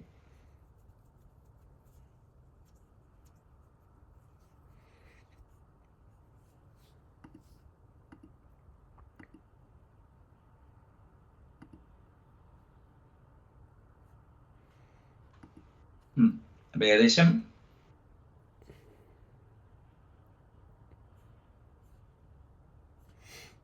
ഇവിടെ നമ്മൾ നേരത്തെ കണ്ട പ്രോബ്ലം ആയിട്ട് നല്ല ബന്ധമുണ്ട്. എന്താ പറയാ, ഇത് ഈ സെയിം പ്രോബ്ലം തന്നെ വീണ്ടും വന്നതെന്നുണ്ട് അല്ലേ? അപ്പൊ അതിട്ടപ്പോ വന്നതാ. ഇതിപ്പോ ഇത്രയും കൂടി ഇൻവോൾവ് ആണ്. ഇതിൽ അതിന്റെ ഡിസ്ക്രിപ്ഷൻ കൊടുത്തിട്ടുണ്ട്. അപ്പോ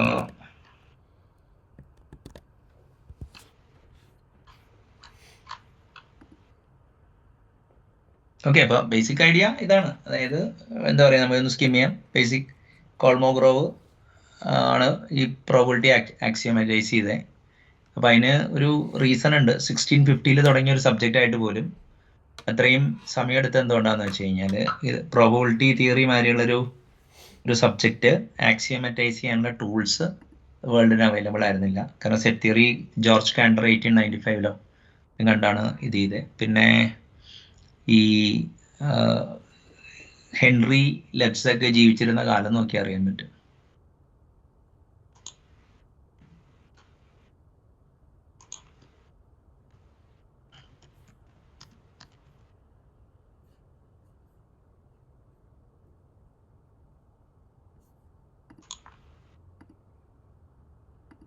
(1875 to 1941) ആണ്. അപ്പൊ എന്തായാലും 1900 ആയിട്ടുണ്ടാവണം പുള്ളി എന്താ പറയാ ലെബക്ക് ഇന്റഗ്രൽ കണ്ടുപിടിച്ചത്.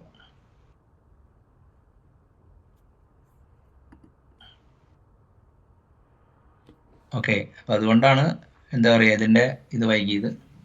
അപ്പോൾ പ്രോബിലിറ്റി എന്ന് പറഞ്ഞു കഴിഞ്ഞാൽ എന്താ പറയാ, ഈ സാമ്പിൾ സ്പേസ് മറ്റേ ഇവന്റ് എന്ന് പറഞ്ഞാൽ സിമ്പിൾ ഇവന്റും കോമ്പൗണ്ട് ഇവന്റും ഉണ്ട്. ഇപ്പൊ യൂണിയൻ ഓഫ് ഇവന്റ്സ് ആണ്.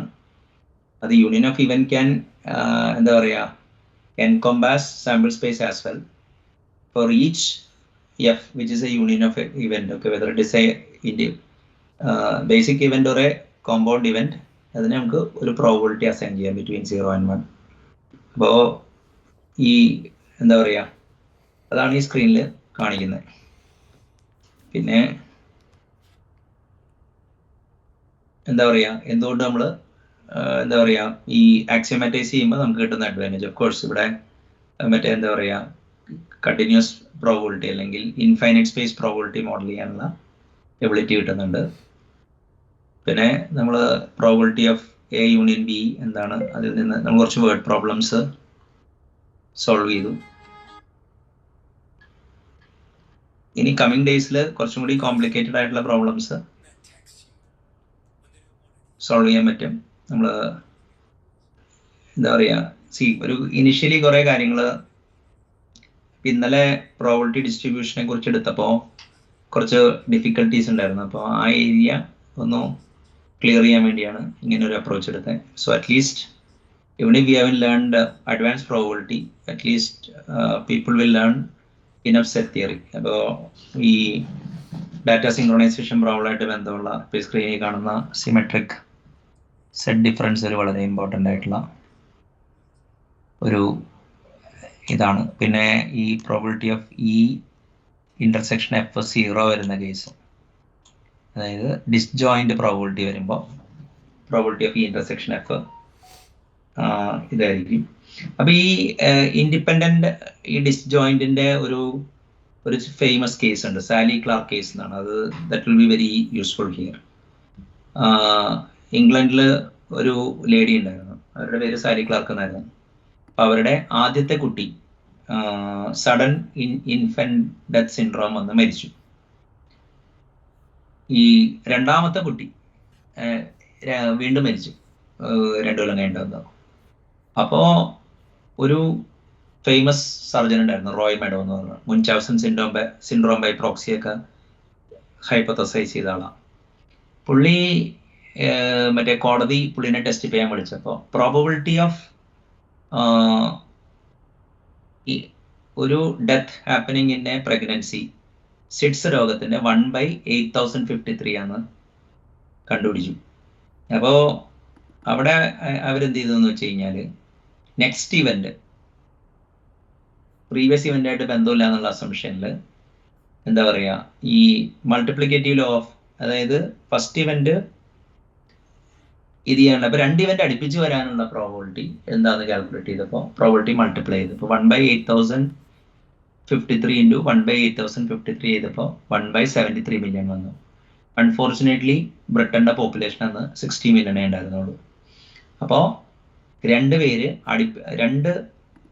ഇത്, അതായത് continuous sudden infant syndrome death സംഭവിക്കാനുള്ള പ്രോബിലിറ്റി വളരെ കുറവാണ്. അത് പോപ്പുലേഷനേക്കാൾ അപ്പുറത്തേക്ക് പോയി കഴിഞ്ഞപ്പോൾ ഇവരെ ജയിലിലടച്ചു. അപ്പൊ അങ്ങനെ റോയൽ സ്റ്റാറ്റിസ്റ്റിക്കൽ സൊസൈറ്റിയിലെ ഒരാള് എടുത്തു കഴിഞ്ഞപ്പോൾ ഈ ജഡ്ജ്മെന്റിൽ അപാകത ഉണ്ടെന്ന് കണ്ടുപിടിച്ചു. അതായത് ഈ ഇവന്റ് ഡിപ്പെൻഡന്റ് ആണോ എന്നുള്ളത് നമുക്ക് ഉറപ്പിച്ചു പറയാൻ പറ്റില്ല, അതിപ്പോൾ ഡിപ്പെൻഡന്റ് ആയേക്കാം. അങ്ങനെയാണെങ്കിൽ എന്താ കാര്യം എന്ന് പറഞ്ഞു കഴിഞ്ഞാൽ ഈ 73 മില്യണിൽ നിന്ന് കുറെ ഡാറ്റ കളയണം. അതായത് എയും ബിയും തമ്മിൽ കോഷൽ റിലേഷൻഷിപ്പ് ഉണ്ടെങ്കിൽ പിന്നെ ഇൻഡിപെൻഡന്റ് അസംഷൻസ് അവിടെ എടുക്കാൻ ഒരു നിർവാഹമില്ല എന്ന് പറഞ്ഞിട്ട് കേസ് വീണ്ടും എടുക്കുകയാണ് ചെയ്തത്. അങ്ങനെ ആ കേസ് എടുത്തു കഴിഞ്ഞപ്പോൾ എന്ത് പറ്റിയെന്ന് വെച്ച് കഴിഞ്ഞാൽ കോടതി വെറുതെ വിട്ടു ആ ലേഡിയെ. പക്ഷെ ആ ലേഡി പിൽക്കാലത്ത് ആത്മഹത്യ ചെയ്യേണ്ടി വന്നു. ഇപ്പൊ അവരുടെ കേസിന്റെ പേര് പ്രോബിലിറ്റിയുടെ ഒരു ഫേമസ് കേസാണ്, ഈ സാലി ക്ലാർക്ക് കേസ് എന്നാണ്.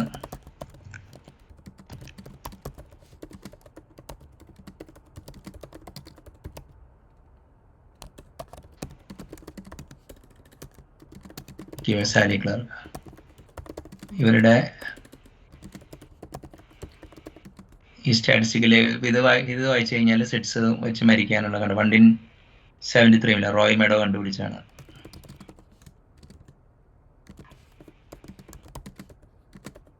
അതേമാതിരി തന്നെ വേറൊരു കേസും എന്താ പറയാ, ഒരു അയർലൻഡില് എന്താ പറയാ ഒരു കേസ് ഇതേമാതിരി തന്നെ ഈ അബോർഷനെ base ചെയ്തുണ്ടാകുന്നു.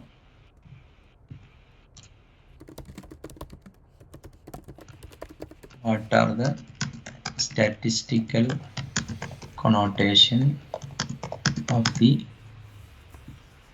Ireland pregnancy is which used a referendum in Ireland regarding abortion? The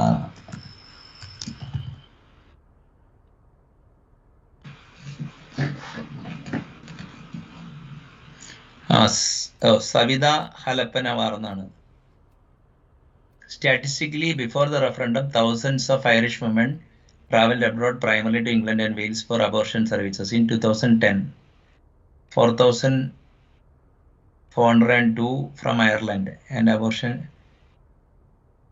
in Netherlands. Additionally, ഇതിനൊരു ഈ സ്റ്റാറ്റിസ്റ്റിക്കൽ കൊണോട്ടേഷൻ ഉണ്ട്.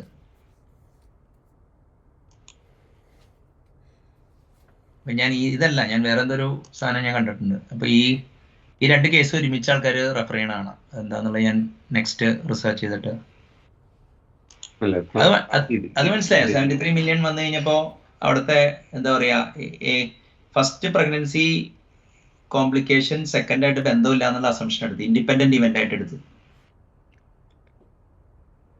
അപ്പോൾ probability of A followed by B അല്ല ബി ഫോളോഡ് ബൈ എ, അപ്പോൾ probability of A into probability of B അയാൾ എടുത്തപ്പോൾ മറ്റേ എന്താ പറയാ കാൽക്കുലേഷൻ തെറ്റിന്നാണ് കണ്ടുപിടിച്ചത്.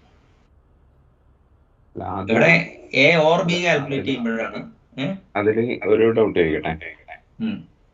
ഈ ഇങ്ങനെ ചെയ്യുമ്പോൾ ഈവൺ ബന്ധമില്ലെങ്കിലും, അതായത് രണ്ട് പ്രോബിലിറ്റി തമ്മിൽ ബന്ധമില്ലെങ്കിലും ഒരാളെ ജയിലിലിടാൻ പോകുന്ന രീതിയിലുള്ള ഒരു ഡിസിഷൻ എടുക്കുമ്പോൾ ആ നോൺ സീറോ പ്രോബിലിറ്റി എന്നുള്ളൊരു സംഭവം വരില്ലേ? വരേണ്ടതല്ലേ ശരിക്കും? അയാള് അയാള് വലിയൊരു ഡോക്ടറാ, റോയ് മെഡോ എന്ന് പറഞ്ഞ ആള്. അപ്പൊ എക്സ്പെർട്ടിനെ വിളിച്ചു, അപ്പൊ എക്സ്പെർട്ടിന്റെ ജഡ്ജ്മെന്റ് തെറ്റിയതാ.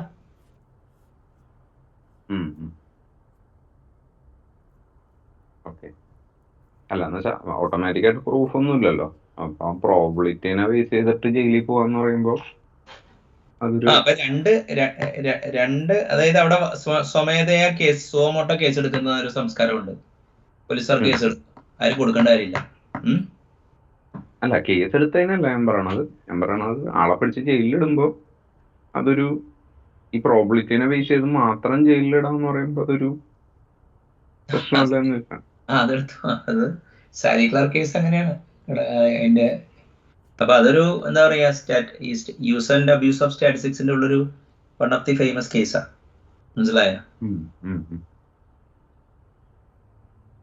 നമ്മള് ബേസ് തിയറി ഒക്കെ പഠിക്കുമ്പോഴാണ് നമ്മൾ മറ്റേ റാൻഡമൈസ് കൺട്രോൾ ട്രയല്, പ്ലസീബോ, അങ്ങനത്തെ കാര്യങ്ങൾ തന്നെ. പിന്നെ എന്താ പറയാ മോണ്ടി ഹോൾ പ്രോബ്ലം. ഇതിപ്പോ ജസ്റ്റ് എന്താ കാര്യം എന്ന് പറഞ്ഞാല് പ്രോബിലിറ്റി സ്പേസ് എന്താണ്, ഇവന്റ് സ്പേസ് എന്താണ്, probability attach to event within a sample space എന്താണെന്ന് അറിഞ്ഞ് കുറച്ച് സെറ്റ് തിയറിറ്റിക്കൽ ടൂൾസ് ഉപയോഗിച്ചിട്ട് ബേസിക് പ്രോബിലിറ്റി പ്രോബ്ലം സോൾവ് ചെയ്യുക എന്നുള്ളതാണ് നമ്മൾ ചെയ്തത്. ഇനിയിപ്പോൾ നമുക്ക് ഈ എന്താ പറയാ കോംപ്ലിക്കേറ്റഡ് ആയിട്ടുള്ള ഈ ഇനിയും പ്രോബ്ലംസ് കുറെ ചെയ്ത് കഴിഞ്ഞാൽ നമുക്ക് ഇത് ചെയ്യാൻ പറ്റും. പക്ഷെ ഇപ്പം ബേസിക് ഒരു ഐഡിയ വന്നില്ലേ?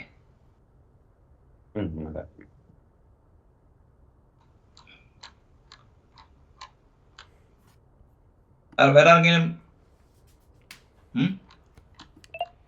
അതല്ല. അപ്പൊ Sally Clark case, birthday problem, പിന്നെ എന്താ പറയാ സിമെട്രിക് സെറ്റ് ഡിഫറൻസ്, അത് ഭയങ്കര ഒരു എന്താ പറയാ ഇപ്പോ രണ്ട് മെഷീൻ തമ്മിൽ രണ്ട് മെഷീൻ തമ്മിൽ ചേഞ്ച് ചെയ്യുന്നുണ്ട്. അപ്പോൾ എ എന്ന് പറഞ്ഞ മെഷീനിൽ ഉള്ളതും മറ്റേ ഈ ബിയിലില്ലാത്തത്, അതാണ് എന്താ പറയാ എ മൈനസ് ബി. ഇനി ബി മൈനസ് എ എന്ന് പറഞ്ഞു കഴിഞ്ഞാൽ നേരെ തിരിച്ചുള്ളത്. ഇതിന്റെ രണ്ടും കൂടെ യൂണിയൻ ആണ് ചേഞ്ച് സെറ്റ്. അത് റിക്കർസീവ്ലി ചെയ്ത് കഴിഞ്ഞാൽ നമുക്ക് ഡാറ്റ സിങ്ക്രണൈസേഷൻ ചെയ്യാന്നുള്ളതാണ്. ഈ 2010 ഞാനിപ്പോ എന്റെ ഫസ്റ്റ് ഡാറ്റ സിങ്ക്രണൈസേഷൻ സോഫ്റ്റ്വെയർ എഴുതിയപ്പോ എനിക്കൊരു ഐഡിയ ഉണ്ടായില്ല ഇത് അവിടെ നിന്ന് തുടങ്ങണമെന്ന്. അപ്പൊ ഞാൻ ജസ്റ്റ് ഇങ്ങനെ വിക്കിപീഡിയ അടിച്ചപ്പോ ഈ നൊട്ടേഷൻ കണ്ടു. നൊട്ടേഷൻ കണ്ടപ്പോ okay, I got an idea how to approach it. ഒന്നും കൂടി പറയാമോ? അത് പിടിയിട്ടില്ല. അതായത് ഡാറ്റ ഇപ്പൊ 2010 ഞാൻ എന്റെ ഫസ്റ്റ് ഐപാഡ് ആപ്ലിക്കേഷൻ ചെയ്യണത്. ഓക്കെ, അപ്പൊ അന്ന് ഐപാഡ് 1 ആണ്. അപ്പോ ഈ ഒരു ചെയർ സൈഡ് എഡ്യൂക്കേഷൻ ടൂളാ ഐ കൺസൾട്ട് OMS എന്ന് പറഞ്ഞു. അപ്പോ ഈ ഡാറ്റ ഡിവൈസിൽ കിടക്കുകയാണല്ലോ, അത് സിങ്ക്രണൈസ് ചെയ്യണം. അപ്പൊ സിങ്ക്രണൈസ് ചെയ്യുമ്പോൾ നമുക്കൊരു കൺസെപ്ച്വൽ വ്യൂ വേണമല്ലോ. നമ്മൾ നോക്കുമ്പോൾ കുറെ ചെയിൻ സെറ്റ് എന്താണെന്നുള്ളതിനെ കുറിച്ചൊക്കെ ഇത് കഴിയുമ്പോ ഞാൻ ജസ്റ്റ് ഡാറ്റ സിങ്ക്രണൈസേഷൻ അടിച്ചപ്പോൾ എനിക്ക് ഈ പേജാ വന്നേ. അപ്പോ രണ്ട് മെഷീന്റെ ഡിഫറൻസ് എന്താന്ന് കണ്ടുപിടിക്കാനുള്ള അൽഗോരിതം ഒറ്റയടിക്ക് കിട്ടി. അതായത് എ എന്നുള്ള മെഷീനിലുള്ളതും ബിയിലില്ലാത്തതും യൂണിയൻ ബി എന്ന് പറഞ്ഞ മെഷീനിലുള്ളത് എയിലില്ലാത്തതും കൂടി കാണണം. അപ്പൊ അത് സിമെട്രിക് സെറ്റ് ഡിഫറൻസ് പ്രോബ്ലം ആണ്.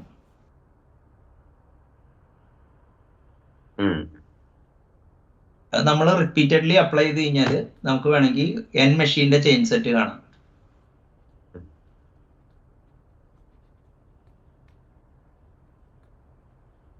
അപ്പൊ that helped me to actually design it with confidence. അല്ലെങ്കിൽ നമുക്ക് പെട്ടെന്ന് ഇത് എങ്ങനെ തുടങ്ങും എന്നുള്ളതൊക്കെ ഒരു പ്രശ്നം വരില്ലേ.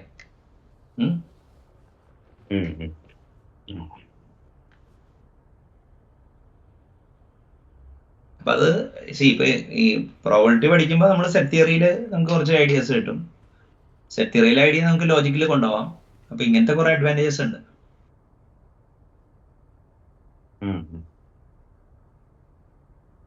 അപ്പൊ നമുക്ക് വൈൻഡ് ചെയ്താലോ. അപ്പൊ ഞാൻ ജസ്റ്റ് സമപ്പ് ചെയ്യാം. അപ്പോൾ ഇന്നത്തെ ചർച്ച പ്രോബബിലിറ്റി ആക്സിയോംസ് ആയിരുന്നു. നമ്മൾ ഈ ആക്സിയോമാറ്റിക് ഡെഫിനിഷൻ ഓഫ് പ്രോബബിലിറ്റി എന്താണെന്ന് പഠിച്ചു. പിന്നെ എന്താ പറയുക, once set theoretic formula notation വന്നു കഴിഞ്ഞാൽ then you can use any of this algebraic elements to model your problem. പിന്നെ നമ്മൾ എന്താ പറയുക, ഡബിൾ കൗണ്ടിങ് പ്രോബ്ലം എന്താണെന്ന് പഠിച്ചു. അത് നമ്മൾ എങ്ങനെയാണ് ഒഴിവാക്കേണ്ടത്. ഇവൻസ് മ്യൂച്വലി ഡിസ്ജോയിന്റ് ആണ്. ഡിസ്ജോയിന്റ് ഇവൻസ് ആണെങ്കിൽ എ ഇന്റർസെക്ഷൻ ബി കുറച്ച് കളയേണ്ട ആവശ്യമില്ല. നമ്മൾ മൾട്ടിപ്ലിക്കേഷൻ പ്രോബബിലിറ്റിയെ കുറിച്ച് ഇവിടെ സംസാരിച്ചെങ്കിൽ നമ്മൾ ഫോർമലി ഒരു ഇവൻ തിയററ്റിക് ഇവൻ ആൾജിബ്ര പോയിന്റ് ഓഫ് വ്യൂ നമ്മളത് അപ്രോച്ച് ചെയ്തിട്ടില്ല. പിന്നെ എന്താ പറയുക, കുറച്ച് വേർഡ് പ്രോബ്ലംസ് നമ്മൾ സോൾവ് ചെയ്തു. ആ പ്രോസസ്സിൽ എന്താ പറയുക, സിമെട്രിക് സെറ്റ് ഡിഫറൻസ് എന്താണെന്നുള്ളത് ഇവിടെ വന്നു. പിന്നെ ഈ എന്താ പറയുക, ഈ ഒരു പോസിറ്റീവ് കേസ് എന്താണെന്ന് നമ്മൾ പഠിച്ചു കഴിഞ്ഞാൽ പിന്നെ 1 - ആ സാധനമായിരിക്കും അതിൻ്റെ കോംപ്ലിമെന്റ് എന്നുള്ളത് നമ്മൾ പഠിച്ചു. അത് വെച്ചിട്ട് നമ്മൾ കപ്പിൾ ഓഫ് പ്രോബ്ലംസ് സോൾവ് ചെയ്തു.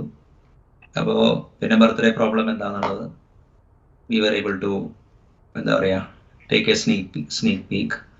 പിന്നെ ഇതിൻ്റെ ഉള്ളിൽ ആസ് നമ്പർ ഓഫ് പീപ്പിൾ ഒരു 5 പേര് കൂടിയാൽ തന്നെ ഈ ബർത്ത്ഡേ ക്ലാഷ് ചെയ്യാനുള്ള പ്രോബബിലിറ്റി ക്രമാതീതമായിട്ട് കൂടുന്നുണ്ട്. അപ്പോൾ 20 പേരുടെ കേസിൽ ഒരെണ്ണം പറ്റിയില്ല എന്നൊക്കെ ശരത്ത് പറയണ്ടായിരുന്നു. But I have seen as low as 15 people hitting the bullseye. പിന്നെ എന്താ പറയുക, ഈ എക്സോസ്റ്റീവ് എന്യൂമറേഷൻ വെച്ചിട്ട് പ്രോബബിലിറ്റി പ്രോബ്ലംസ് എങ്ങനെ സോൾവ് ചെയ്യാം. യൂണിഫോം ഡിസ്ട്രിബ്യൂഷനെ കുറിച്ചൊരു പാസിങ്ങിലൊരു എന്താ പറയുക മെൻഷൻ ചെയ്യുകയുണ്ടായി. പിന്നെ ഇതൊക്കെയാണ് നമ്മൾ നോക്കിയത്. അപ്പോൾ I hope this was useful.